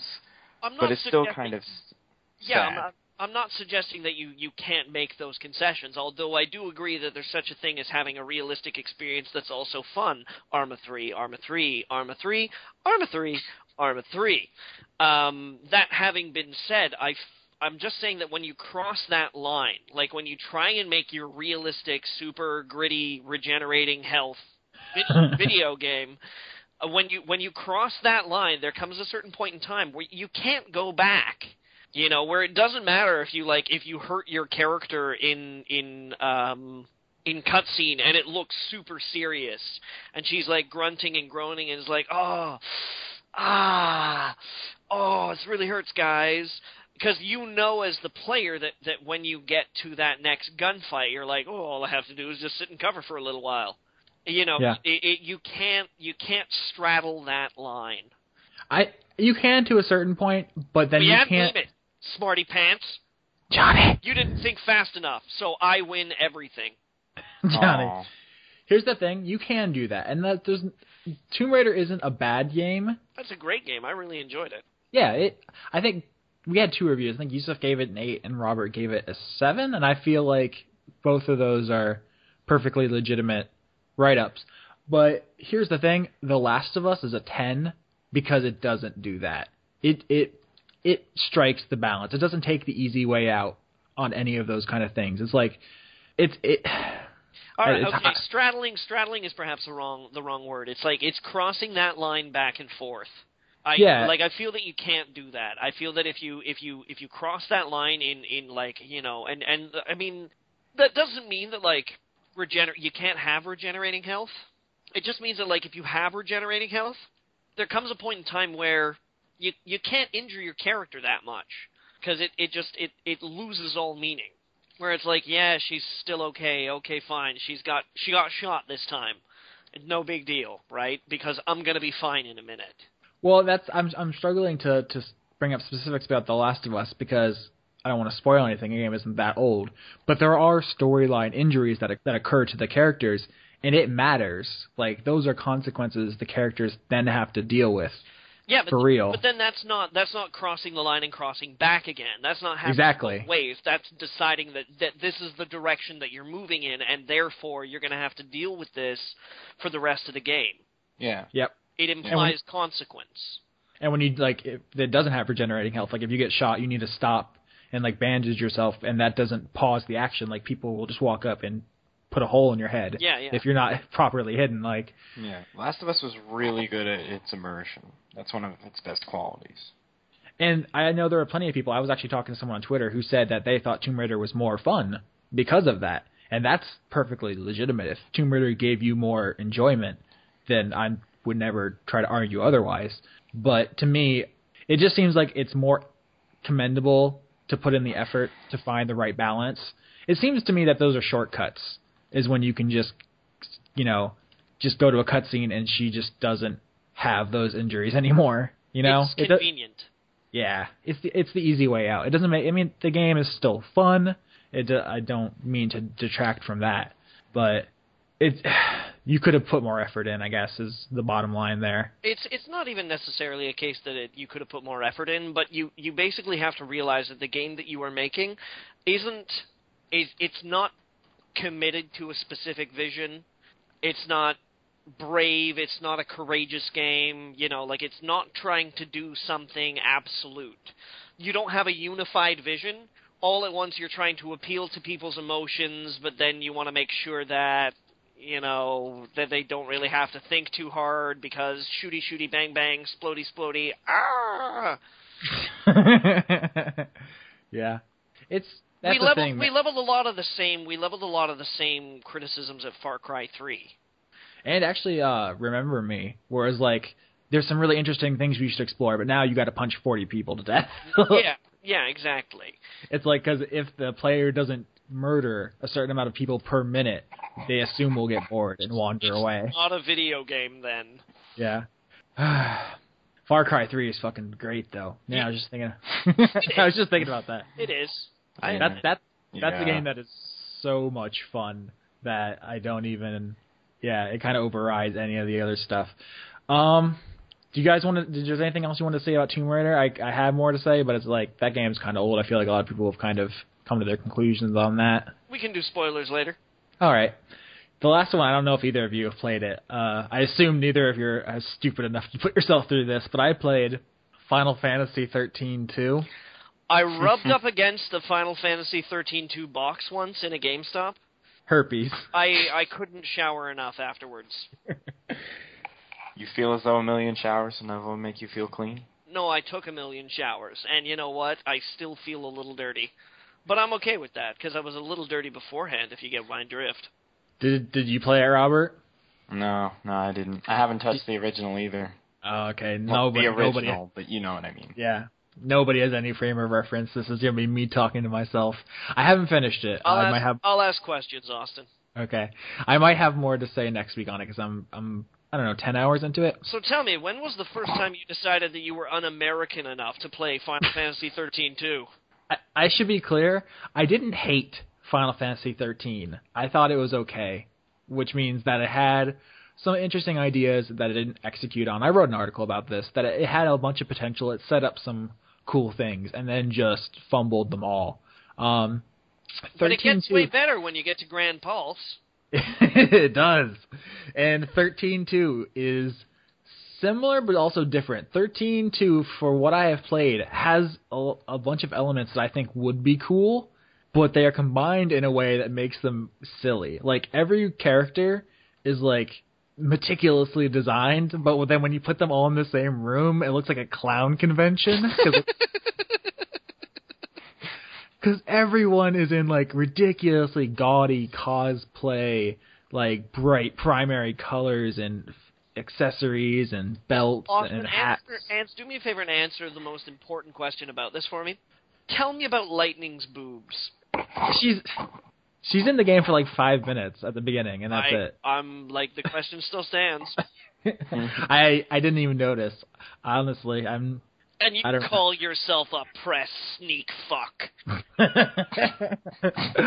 No, it didn't even occur to me to ogle her. I'm really bad at being a straight dude, honestly. If there was some sort of test, I don't think I would have a license. I don't know. Is this a thing? That's a dumb question. Of course it is. Who plays, like, games and, like, yes, I want to bang that? I don't know. That's weird. A fair amount of people. That always kind of fascinates me because it's like, you know that in, like, actual reality you're talking about a bunch of numbers, right? Well, even not even that. Like, but if you 3D printed out like that person, it would be weird. Like, it'd be weird. Like, yeah. I don't think the human brain would be comfortable with that. All right, okay, gentlemen. After this podcast, we're all gonna knuckle down and we're gonna write Weird Science 2. Have you seen, like, any of those, like, I think they're Japanese people who get, like, plastic surgery and stuff to make themselves look like anime characters? Yes. Creepy. I guess I have seen that. Creepy. Yeah, like... Creepy. Yep. Creepy. Not to, like, body shame people, I Creepy. guess. But that is the anti-boner, is what I'm saying. It's why are we talking about sex appeal? Final Fantasy 13 is, like, the least sexy thing ever. Because I was being facetious about them deciding to make Lightning's boobs bigger in Final Fantasy 13-3. Yeah.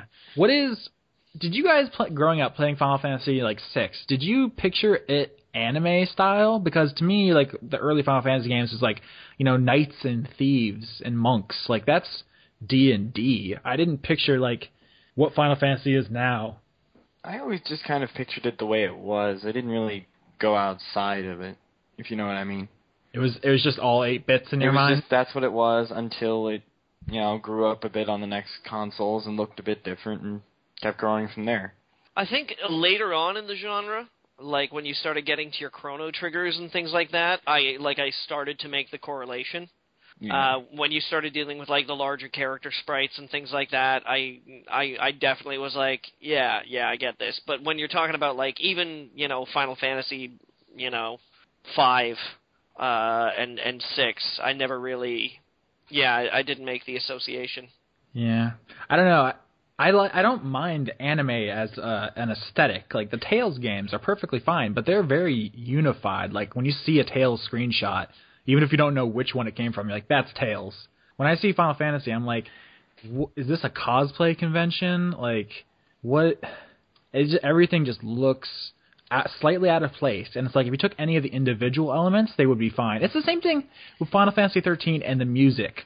There's, like, dark, serious tracks happening while, like, nothing is going on, or, like, something serious is happening, and then it's, like, J-pop. It's, like, it's so schizophrenic, and, like, it doesn't seem to be comfortable with what it is at all. I think there's a weird cross-culture, I mean, this is going to sound really bad, but I think there's a really weird cross-culture contamination that goes on in the Final Fantasy games. Because there's obvious, I mean, it like right from the get-go, it's very obvious that it comes from a very Japanese place. But there's a lot of like Western, I don't want to say zeitgeist, but like there's a lot of like Western culture in there. And sometimes it works and sometimes it just doesn't. Like Final Fantasy VIII seemed really, really like, I don't know, there was this weird line where I was like, this is not, but it is. Let me tell you a brief story here. When I was in high school, back in the mid to late 1990s, I dressed like an anime character. Not on purpose, not because I was like... Were you did you look like Goku? No. I had long hair, okay? I was, like, very slim. I was tall and slim. Like, I was, like, 6 feet tall, and I weighed, like, 110 pounds soaking wet. So I had this, like, sharp feature thing, like, kind of, like, effeminate looking. It was just my jeans, right? And I had these huge boots that I wore, these giant army boots that went up to my knees. I dressed almost exclusively in black. I had a leather trench coat. Like, I literally, I looked like I could just have, like, pulled a sword out of my trench coat at any point in time and started an anime fight or something like that. And the year after I graduated, I came back to my school because my theater teacher, I had done a script writing and directing class in my final year. And he wanted to submit the script that I had written to a student-written script competition this year, but he didn't have a copy of it. And he's like, and I'd like to have one on hand anyway, so I was like, yeah, sure, no problem. So one day, I went into the school the year after I had graduated to give him this copy of the script. And I had a couple of friends there that were like the year under me, and so I was standing in the hallway chatting to them about how, like, what I was doing, and I was bringing this script to Mr. Ingstrom, the theater teacher, when there was this little tug at the back of my coat. And I turn around, and there was this little Japanese girl that I'd never seen before in my entire life, who was like, hey, would it be, I mean, because you graduated, and you're not here anymore, we don't get to see you, would it be alright if we took a picture? And I'm like, I guess? Wondering this whole time, like, why the hell this person that I've never spoken to before in my entire life has decided that because I'm not around anymore, they want a picture of me. So I'm like, okay, yeah, we can take a picture. And then, like, out of nowhere, there was this group of, like, 6 or 7 Japanese girls who just, like, glued to my sides. Dear Penthouse. No, I'm serious. And then, like, one of them handed my friend that I was talking to this camera, who, like, took a picture, and then in a flurry of giggles, they all disappeared. And it's this, like, there's this weird aesthetic in a lot of anime, I find, where a lot of the idealized features are very Western Caucasian. It's like pointed noses and like, you know, narrow jaws. And it's like, yeah, there's something about a lot of the recent Final Fantasies where I'm like, you know, you guys you're neither one nor either. It's like you have a certain kind of aesthetic style, kind of almost like super exaggerated idea or really mutated idea of the styles and popularity of the way certain cultural movements in Western culture happen. Like, have you guys ever looked up the Japanese punk scene? I think I've seen it before. Holy shit, they're crazy! I'll take your word for that. Like here, I'm gonna Google here Japanese punk. And hit the images here, and it's like the hairstyles, and that's like it's like take North American Western English punk, and then to like the nth degree. Like we're talking like neon leather jackets, like rainbow Liberty spikes, like it just gets. Like it's like here, okay. I'm gonna link an image to you guys right here. Okay, all right. Okay, I'm gonna link an image that we're gonna put in Skype here. Okay, Japanese punk. So it's hair metal. It's like punk hair metal, or like, but there's like weird punk fucking like rockabilly. It's like it's super exaggerated, and it's like this weird hybrid of this North American culture and this like Japanese desire for like excess style and flashiness and over the topness that you know like Shibuya style and things like that are famous for.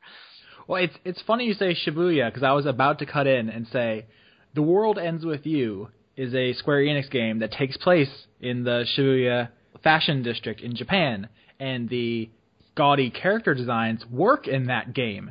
It doesn't look like every character got dressed in the dark. It just looks like they're youths from that area. Yeah. I love that game. When you are in like the post-apocalyptic world of Final Fantasy 13-2, where the last remnants of humanity are eking out a narrow existence after a cataclysmic event nearly killed them all, and they're all dressed like they're getting back from, you know, Paris fashion shows, I don't feel immersed in that setting. Yeah. Like, you know who's really big in Japan? Atari Teenage Riot. You know I don't know what that means. After we finish this podcast, you go right ahead and look up Atari Teenage Riot on YouTube. You go right ahead. Scared. You just go ahead. Go ahead, all right? I'm Googling this. I like the one black guy. They fused anarchist, anti-fascist, and anti-Nazi views with punk vocals. Are anti-Nazi views a thing that need to be stated? Is that I would assume that's I guess. I just assumed all views are anti-Nazi unless stated otherwise. Well, they wanted to be absolutely sure you understood. They didn't want to be misconstrued. Like, that's just the default position as far as I'm concerned. You would hope so. Okay. What was even Final Fantasy 13 2? Did you have any like questions about it? Because this is like a sequel to a game that's pretty divisive. It seems like it's all, you know, love it or loathe it. Do you feel like, I am kind of curious about this, do you feel like that their efforts in Final Fantasy 13 are an attempt to cater, 13-2, excuse me, are an attempt to cater to the fans of the original, or does it feel like they're trying to undo some of the damage that they might have done to the other part of the fan base? Honestly, it seems like a lot of the design decisions are directly addressing criticism of the first one. Like, level design is far less linear. I mean, just the premise of the game is that something has retconned the ending of the first game. That's literally the premise, is like something happened to undo the shitty ending of the last game, or at least partially do it. And now we have to travel through time to fix and or figure out what's going on. And oh my god, time travel stories are impossible to get right under the best of circumstances. Don't rely on it in your very contentious sub-series that is already on really shaky ground. But it's stuff like, yeah, you can go back and forth between eras and explore much larger maps. And I'm trying to think. There's the kind of Pokemon-esque monster collection system, gives you more freedom in your party setup instead of just min-maxing the best 3 characters like most people did. There's a lot of things mechanically that are improved, but the story is, at least for as far as I am, still pretty silly. The characters are all pretty unlikable. The dialogue is cringeworthy. Actually, I was sitting there, I was playing it, my girlfriend was watching me, and she was just ruthlessly riffing it, like straight up like Mystery Science Theater, just letting them have it, like every simpering line of dialogue. It was pretty scary because it's just a really mockable series of events, just all around. But it's not an unambitious RPG in terms of what it's trying to do. As far as like the battle system, like people gave it a lot of shit because you can quote unquote, just auto battle your way through it. But there's things going on. If you just tap A, you're gonna get wrecked on the boss fights. Like that's just a fact. What's it called? The Crystarium. I've never liked those kind of level up systems, but you have a reasonable amount of freedom. I don't know what people expect from it. They're not the worst things, guys. Final Fantasy 13 is not the cancer that is killing video games. They're just okay. I know. It's the review scores that those callous people have given Grand Theft Auto 5. Yeah. Hello, darkness, my old friend. All right. So would you say that 13.2 is a step up, or is it kind of a step to the side with aspirations of going up? I want to see where it goes, because depending on how certain things unfold, it could be worse or better. I don't know what it's trying to do. It's really... That is one of the I feel that is one of the worst things that a game can ever present me with. When you start playing it and you don't know what it's trying to do. But I think that might be the point. I'm starting to feel like the disconnect, the dissonance between its elements are like the theme of the game, like almost. It's like everything is like darkness and death, but then you have the cute little animal companion that talks like a baby, and everyone's dressed like fucking Disco Barbie, and then giant monsters are slaughtering civilians, and then it's J-pop time. Sounds like my 7th birthday. But it's almost like it's become a pattern to a point where I'm curious if that's the point. I don't know. It's doing some things, guys. If that is the point, how do you feel about it? It's more interesting than 13, at least. 13 was, I don't know. All right, last question. Would it be worthwhile playing for somebody who played and didn't like 13? No. No. Oh my God, no. No. Just check. So, yes. Don't. If you couldn't stand 13, this brings nothing that will change your mind. All it does is fix some of the things that could have been better about the last one. There's still the annoying one-note characters. It's still the same battle system. It's still the same world. It's with all the stolen Norse mythology that it doesn't really make much sense. And then you got the time travel stuff. Jeez, I cannot stress enough on this point. Do not put time travel in your story unless you absolutely have to. Just don't do it. All right, now we'll pass the conch shell to our illustrious guest this week, Bert Heck. Brobert. Brobert. Man. Yeah, man. What's up, Bert? I'm pretty good. Played Cool. some games, played a few. Right on. Yeah, man. Groovy. Radical. Gnarly. Excellent. I'm leaving. Tubular. Well, shit, I don't think I can beat that. All right, well, what kind of games have you been playing then? Well, I only played a few because I've been pretty busy the last few weeks. But for one thing, I did play through the rest of Okami then, after like the hour I played the last time I mentioned it, like 3 weeks ago or so. And that was a lot of fun. I can't say I liked it quite as much as I liked the original, and I wasn't really expecting to. But it was certainly a solid game. It still had the charm that Okami had that made me like it so much. And all the different characters were a lot of fun to watch.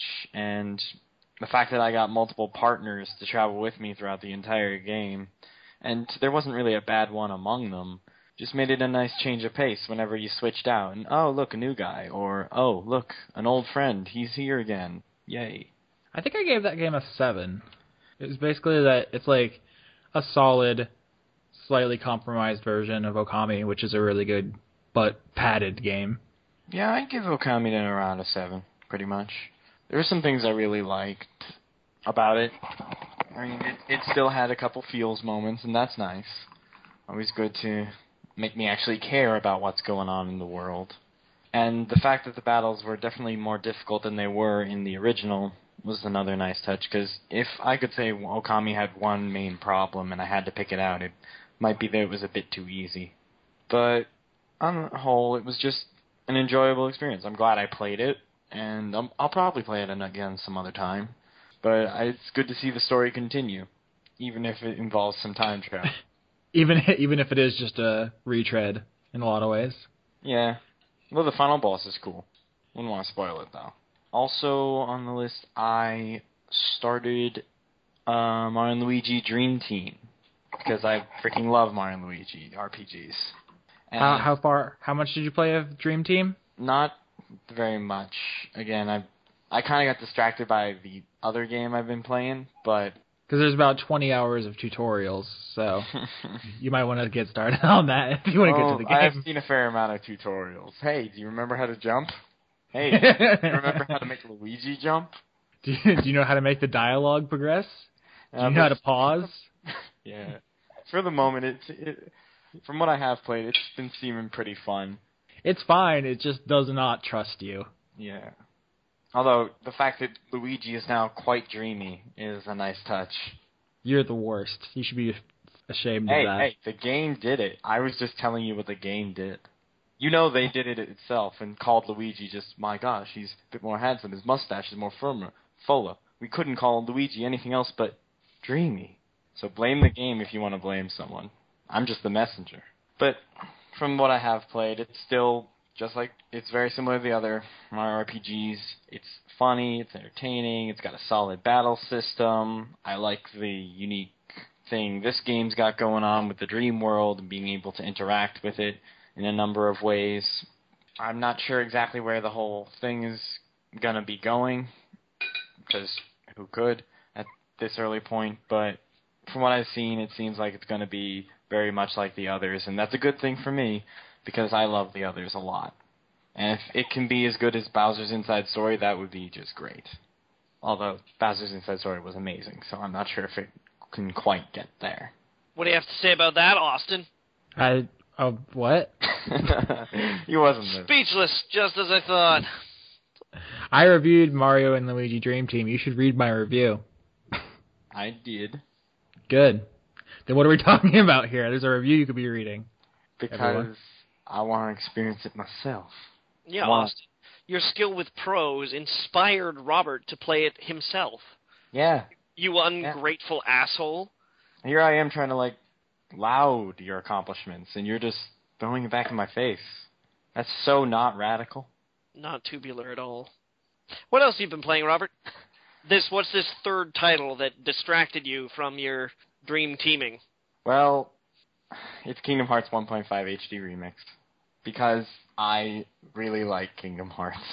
This is a good point for me to bring up something I didn't mention.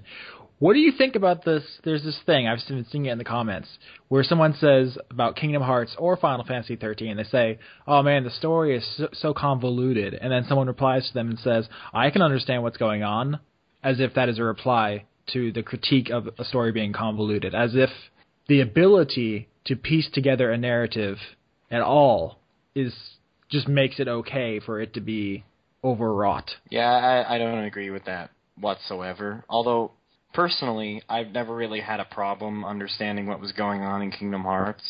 See, you just did it, Robert. You just did it. I can understand how other people could. Just because it is possible to piece together the events does not make it okay to be written like that. It's just not good storytelling. I never claimed that.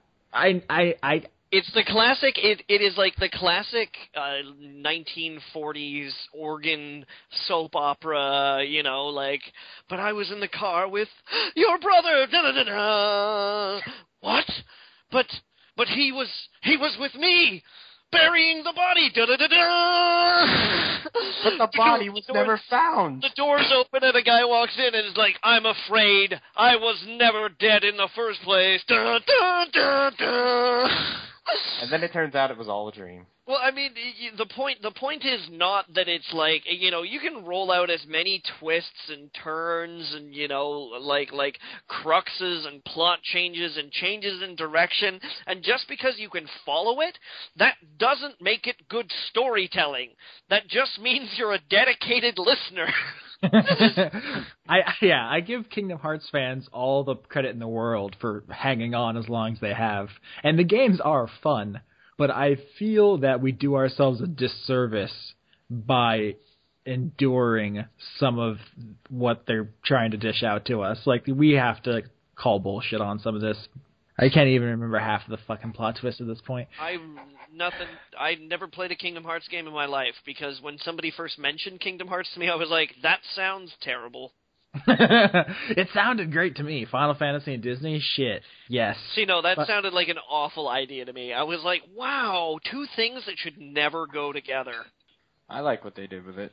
I think the gameplay is fun, and like the art design, the music, just the humor, a lot of the stuff. I just wish they would shut their fucking talk holes more often, because most of the stuff they say is gibberish. It's schmaltzy. But I kind of like schmaltz, so it doesn't really bother me too much. Robert? Yeah? Kingdom Hearts is light. It is.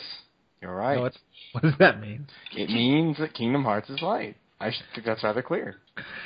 I feel like they ran it through Babelfish and just posted it as is. I think the funniest thing is that he was kind of lying, considering what was actually in there. But considering Kingdom Hearts 2. Yeah. Either way, I've been playing the 1.5 HD remix because I really like the Kingdom Hearts games, and I've been enjoying it quite a lot because, for one thing, we got to play the final mix of the original Kingdom Hearts, which added in a bunch of extra things, and it's really cool to see all those like little things added into the game I remember pretty dang well, like extra bosses, new enemies, new weapons, new items, pretty much new most things, except for a world, I guess. I'm just getting a lot of enjoyment just seeing all the little differences I noticed between this and the original version. Plus, the HD makeover doesn't hurt it. And all the music has apparently been changed a bit to not be computer-generated and instead entirely orchestrated, which is another pretty nice touch. I haven't gotten to the other games the other game and the movie on the disc yet, because I'm still just playing through the first one. But wait. Is the movie required watching to understand the plot? Is it canon? When I say movie, it's more like they took one of the handheld games and made HD versions of all the cutscenes from it, and added some cutscenes in to cover the stuff that wasn't in a cutscene before, and put that in the game. Okay. It's more like you just watch it for a bit, and you can see the story of Kingdom Hearts 358 over 2 days. I get you. Yeah. Robert, how can you say the name of that game with a straight face? Like, just the sheer fucking gall of you to come on my podcast and say Kingdom Hearts 3.58 over 7 days, or whatever the fuck you just said. 358 over 2. Do you think that's okay for you to just come on here and say that? Apparently, because I said it. If you were in my hood, they'd kill a man for saying that. You can't. It's disrespectful to say that entire Who am name. I disrespecting? The English language. What is it? The Nova Fabulous Crystallis, whatever. Yeah, really. You're going to complain about that. Nova Fabulous Crystallis is somewhere out there. I think or Big Square Mother Enix. Truckers. I think Square Enix just likes naming stuff. Maybe they just like throw letters together on a board, letters and numbers. I'm sorry, together on a board and just say, "I like that. Let's do it." We're good. No, I just looked it up. It's called the Fabula Nova Crystallis. Like that, I thought I was exaggerating. That's actually what they named the thing. Yeah. How are those people not fired? Because people don't seem to mind too much. They know the right people. I don't know. Can you imagine an episode of like Mad Men where they're trying to pitch the branding for that? Don Draper just pushes the fucking guy out the window. I would watch that. Yeah, I'd probably watch that too. Yeah, me too, actually. Oh my gosh. Don Draper in the Japanese games industry. It's just someone apologizing a lot. You know what? And I don't mean to. I don't actually care what Robert thinks, but not to on Robert's thing. Wouldn't it be nice to have more insight into the Japanese game industry? Because I feel like a lot of what we talk about is pretty speculative. We don't get a lot of those sound bites or in a lot of those things that we do for the Western development that we do. Yeah, the only people that really have a tendency to talk up are people that are really specifically targeting Western audiences. You know, or people that are just like outlandish. Like, I mean, Hideo Kojima, of course. You know, like you can pretty much tell based around, you know, the conflicts that he targets, the aesthetic and whatnot. Like, he's obviously targeting the West. The man went to the cinema too much as a young man and saw way too many Rambo, Bruce Willis, Arnold Schwarzenegger flicks. You know, his name is escaping me. I was going to say, well, the big developer who really seems to do that is just Nintendo with their Nintendo Direct, so they're pretty much just talking to us and telling us, like, here's what's happening, here's this, here's that. We're just here to tell you this. But even then, you know, it's not the development process. It's not like, you know, there's a lot of weird transparency in Western development when compared to a lot of Japanese development, in the sense that, you know, we get a lot of like early sneak peeks at games and things like that, and people go, well, you know, like, why are you doing that? That looks kind of weird. Like, there's ample time for us to object and call out games that are nowhere near close to being done. You know, when the Bureau first showed up, when Prey 2 first showed up, you know, like, games constantly make appearances in the West, and developers release dev diary videos where they're like, okay, so this next scene that we're going to be playing through right here, this illustrates a portion of the game where we feel it really illustrates the mechanics of choice that you're going to have on the battlefield, and that does not happen. That doesn't happen in Japanese game development. Yeah. At least not with anywhere near the frequency. Yeah. Yeah. I remember there was recently. Actually, no. I was gonna say the new Team Ninja game Yaiba. There was a dev diary, but they're also outsourcing that to whatever that fucking company it is that ruined Lost Planet. So technically, that's Western, I guess. What is that company? That's gonna bother me now. Spark Unlimited, right? Yeah, Spark Unlimited. How are they still getting work? Anybody? They're cheap. That's the I don't know. I'm just throwing an idea out there. Yeah, well, I just checked. Spark Unlimited is just like the company that's rebooting Killer Instinct and. Oh, that's them. Strider. No. That's another company. What are they called? How do they keep getting work? Because they're not good. What other company? The guys that ruined Lost Planet? No, that's Spark Unlimited. All right. So who's doing Strider then? I'm looking it up. Double Helix. And what have they done? G.I. Joe, Rise of Cobra. Oh, well. Green Lantern, Rise of the Manhunters. Battleship. Anything that's not a movie license game. I'm sensing why they keep getting work. Oh, Silent Hill Homecoming. Oh. That wasn't movie licensed. Okay, then. It's not good. It might as well have been. No, but seriously, Spark Unlimited and Double Helix are not good. Like, I'm sure the people who work there are perfectly nice.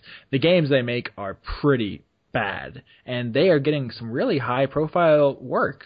What is the secret? I think it's showing up at a meeting when you're shopping out an idea and saying, "Okay, I swear to God, we'll do anything you want." Anything. I mean, you can pay us in like dollar bills. I swear to God, just like anything.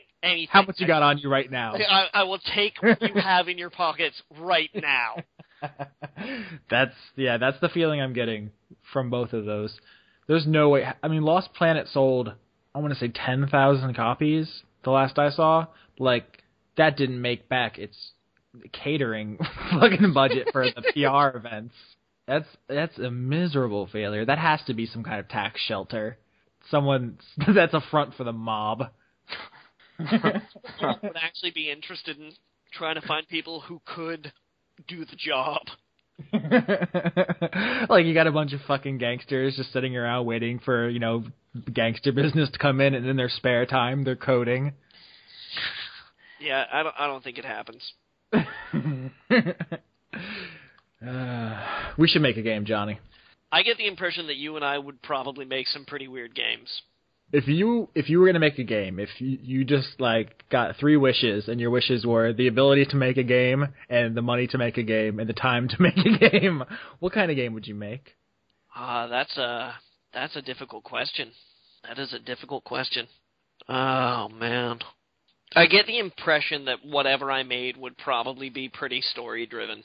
From what I know of you, and we've worked together for a couple of years, I'd like to think you make kind of, maybe not exactly the same, but like a Witcher-style RPG. Characters, story, challenge, maturity, but not necessarily... exploitative? Yeah, not without a sense of humor, Not dour, I guess is the word I'm looking for. It's possible. It's possible. I mean, I guess if I could, if it was money, time, and, skill to make any kind of game that I could, it would probably be a story-driven RPG. Probably. Because when I really think about it, those are really the games that leave the most lasting impressions on me. I'm not sure if I'd do something medieval.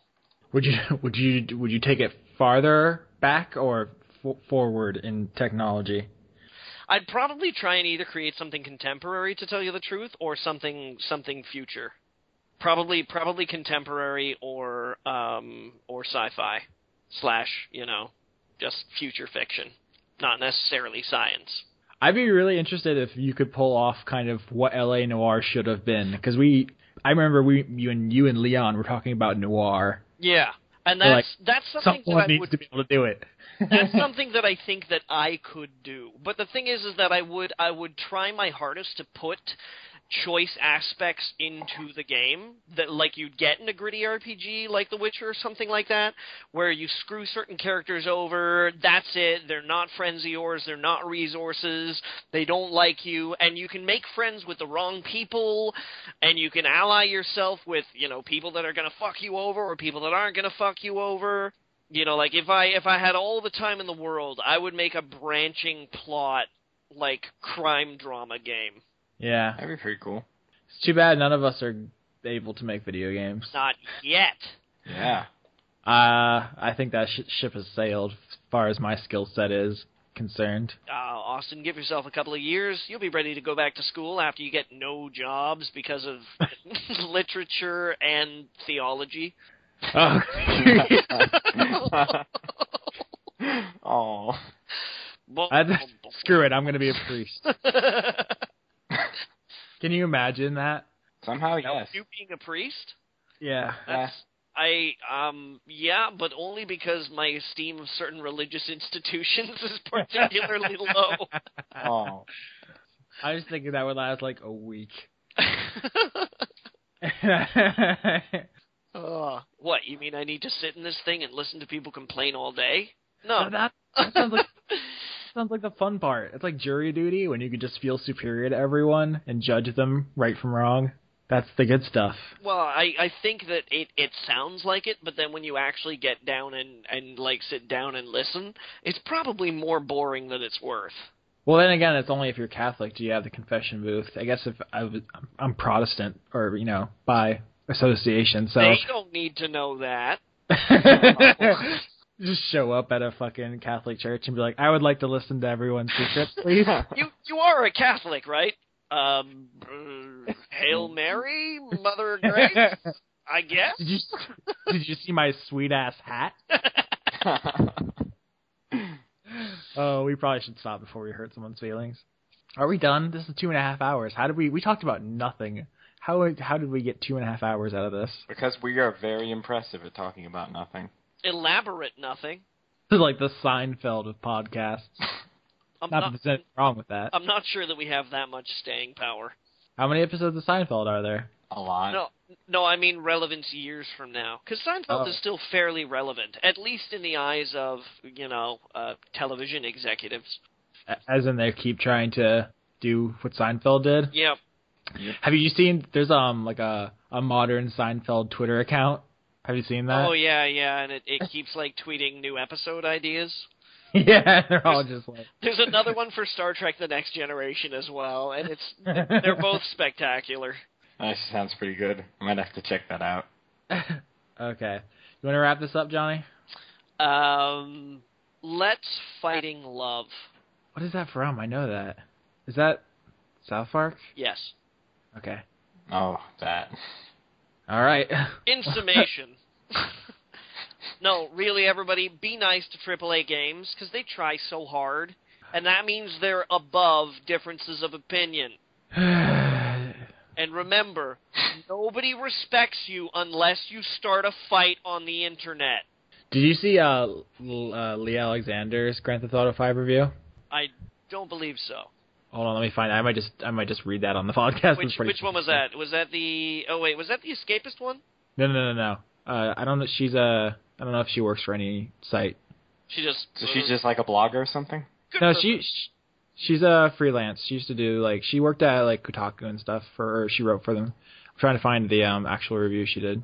Oh my god, never going to be able to find it. The internet is a mess. Why do we even internet? Is that Lee with an IGH? Yeah, here it is. Review of Grand Theft Auto 5. Grand Theft Auto 5 is the fifth game in Rockstar's epic fun mayhem but also super serious grown-up storytelling franchise. The game's world, based on a major American city, is even bigger than the last GTA, and that one was pretty big. You can do a lot of things, but not too many things. Just enough things. Most of the things you can do are helicopter, base jump, shoot, drive, swim. Whether or not you can swim in GTA is very important. There are even more unique cars with satirical names, like a Jaguar, except it starts with an F, which writing is very witty. You can also go on the internet in GTA, and it's all sick and funny, just like the real internet, where you're reading this review and about to get mad. Only in truly interactive entertainment do our souls see a mirror, and that is exactly what Rockstar has told us it is doing since it started making GTA games. It goes on basically like that for a while, but there's a couple other things I'm trying to make the end here. If you like GTA, sure it is.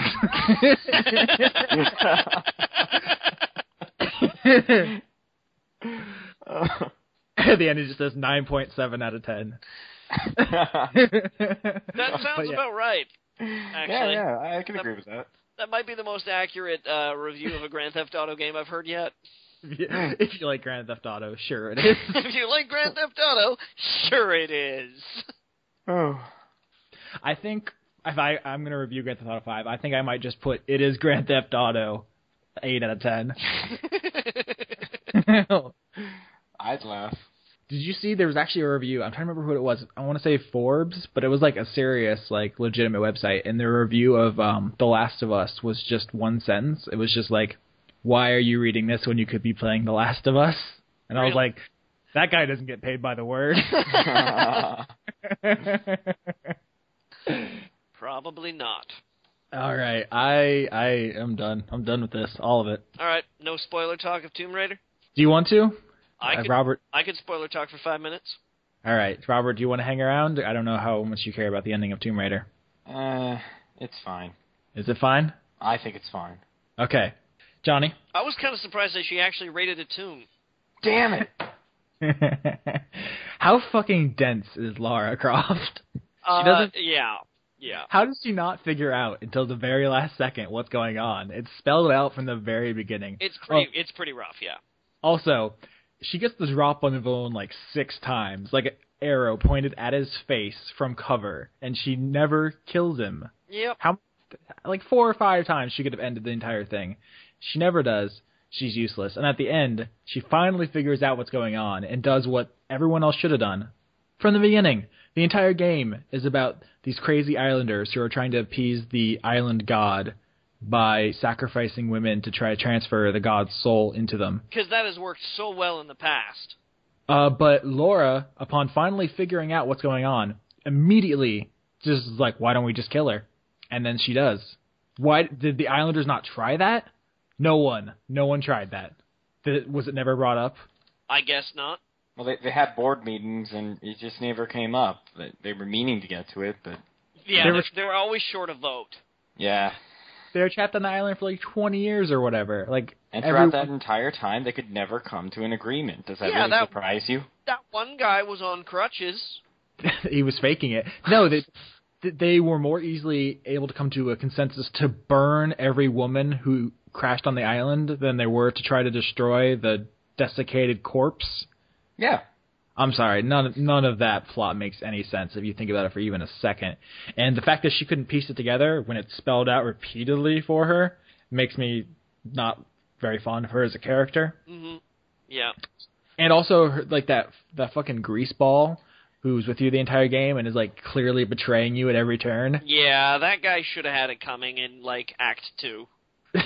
He straight up says to your face that he's like, yeah, I sold you guys out because he told me to, and then he's like, but now you should trust me. And I trust this guy. He seems 5 minutes later, he turns on you again. Yeah. Well, everyone in that game is laughably one note. It's demonstrative of a really, really horrible trend where it's like. Because, part of the joy of having a mystery in a game is having the player and the character kind of guess at the same time. But when the player, figures it out beforehand, and not in a way where they're like, oh, hey, I feel clever. I think I got this. Where it's, spelled out in front of them, and they're like, PLOT... TWI. Oh, okay. And you're waiting for the character to catch up. Yeah, that is a slow, gross experience. It's frequently frustrating. It's possible to work with that kind of thing where you're like, oh no, don't go in the house, the bad guys or whatever. But it's much more often it's ineffective. Yeah. Yeah. I think it just speaks to a distrust in the audience's intelligence. Now, don't go into the house because of the bad guys is different rather than, okay, don't trust him. No, don't trust him. Do not trust him. 3 hours later, the other shoe drops. You're like, fuck. I can't believe it fucking took that long. Well, because especially in a video game where you are supposedly the character, and you're like, I would shoot that guy in the face right now. Yeah.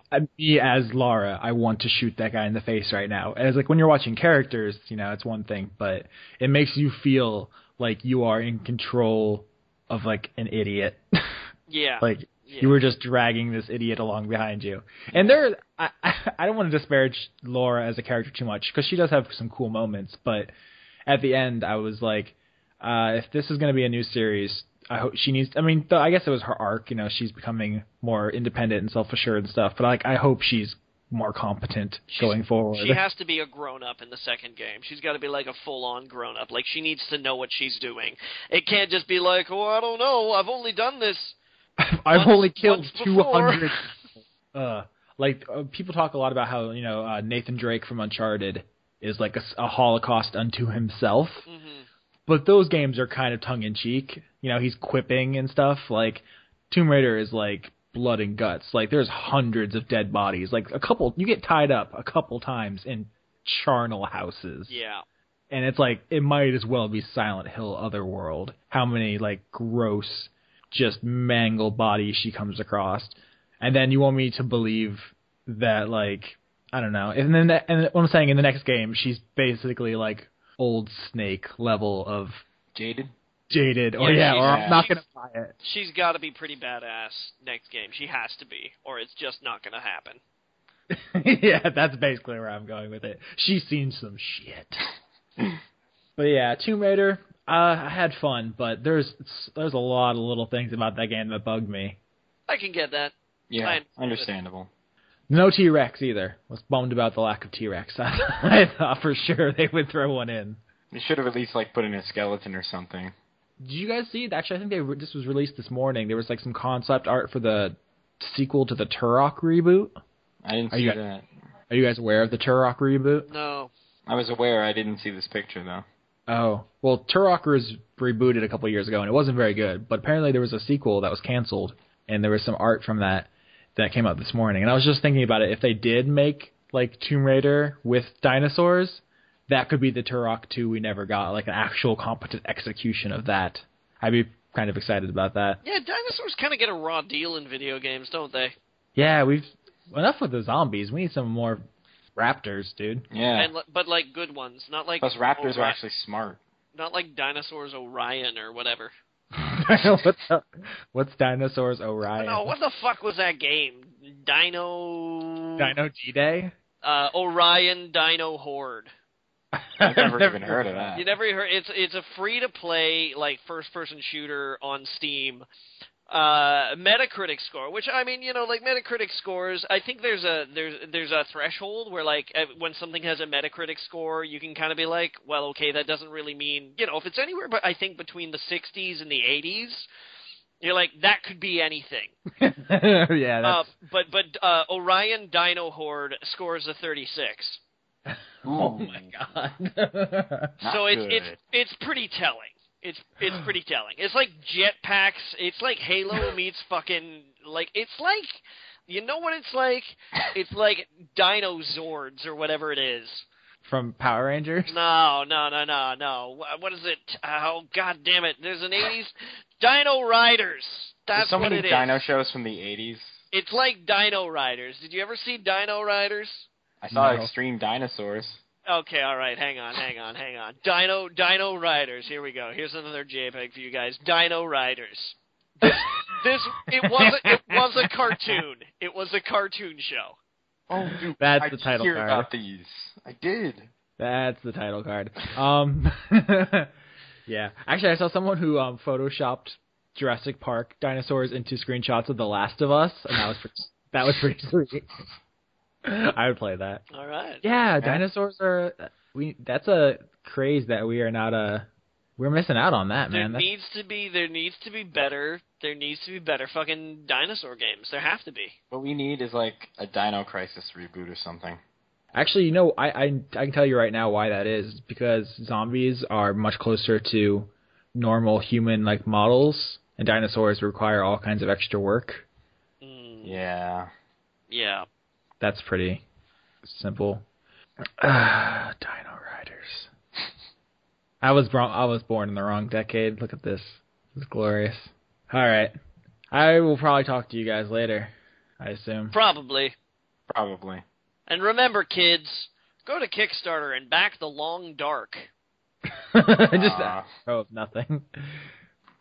I think I have to go grocery shopping, so... At midnight? Yeah. What's to you? Highly irregular. Most unorthodox. Well, I'm sorry that I've broken my streak of being incredibly orthodox and regular. No, I mean, all the other stuff is normal, but this is just going too far, man. This is it? I've crossed the line? This is officially not tubular. Son of a bitch.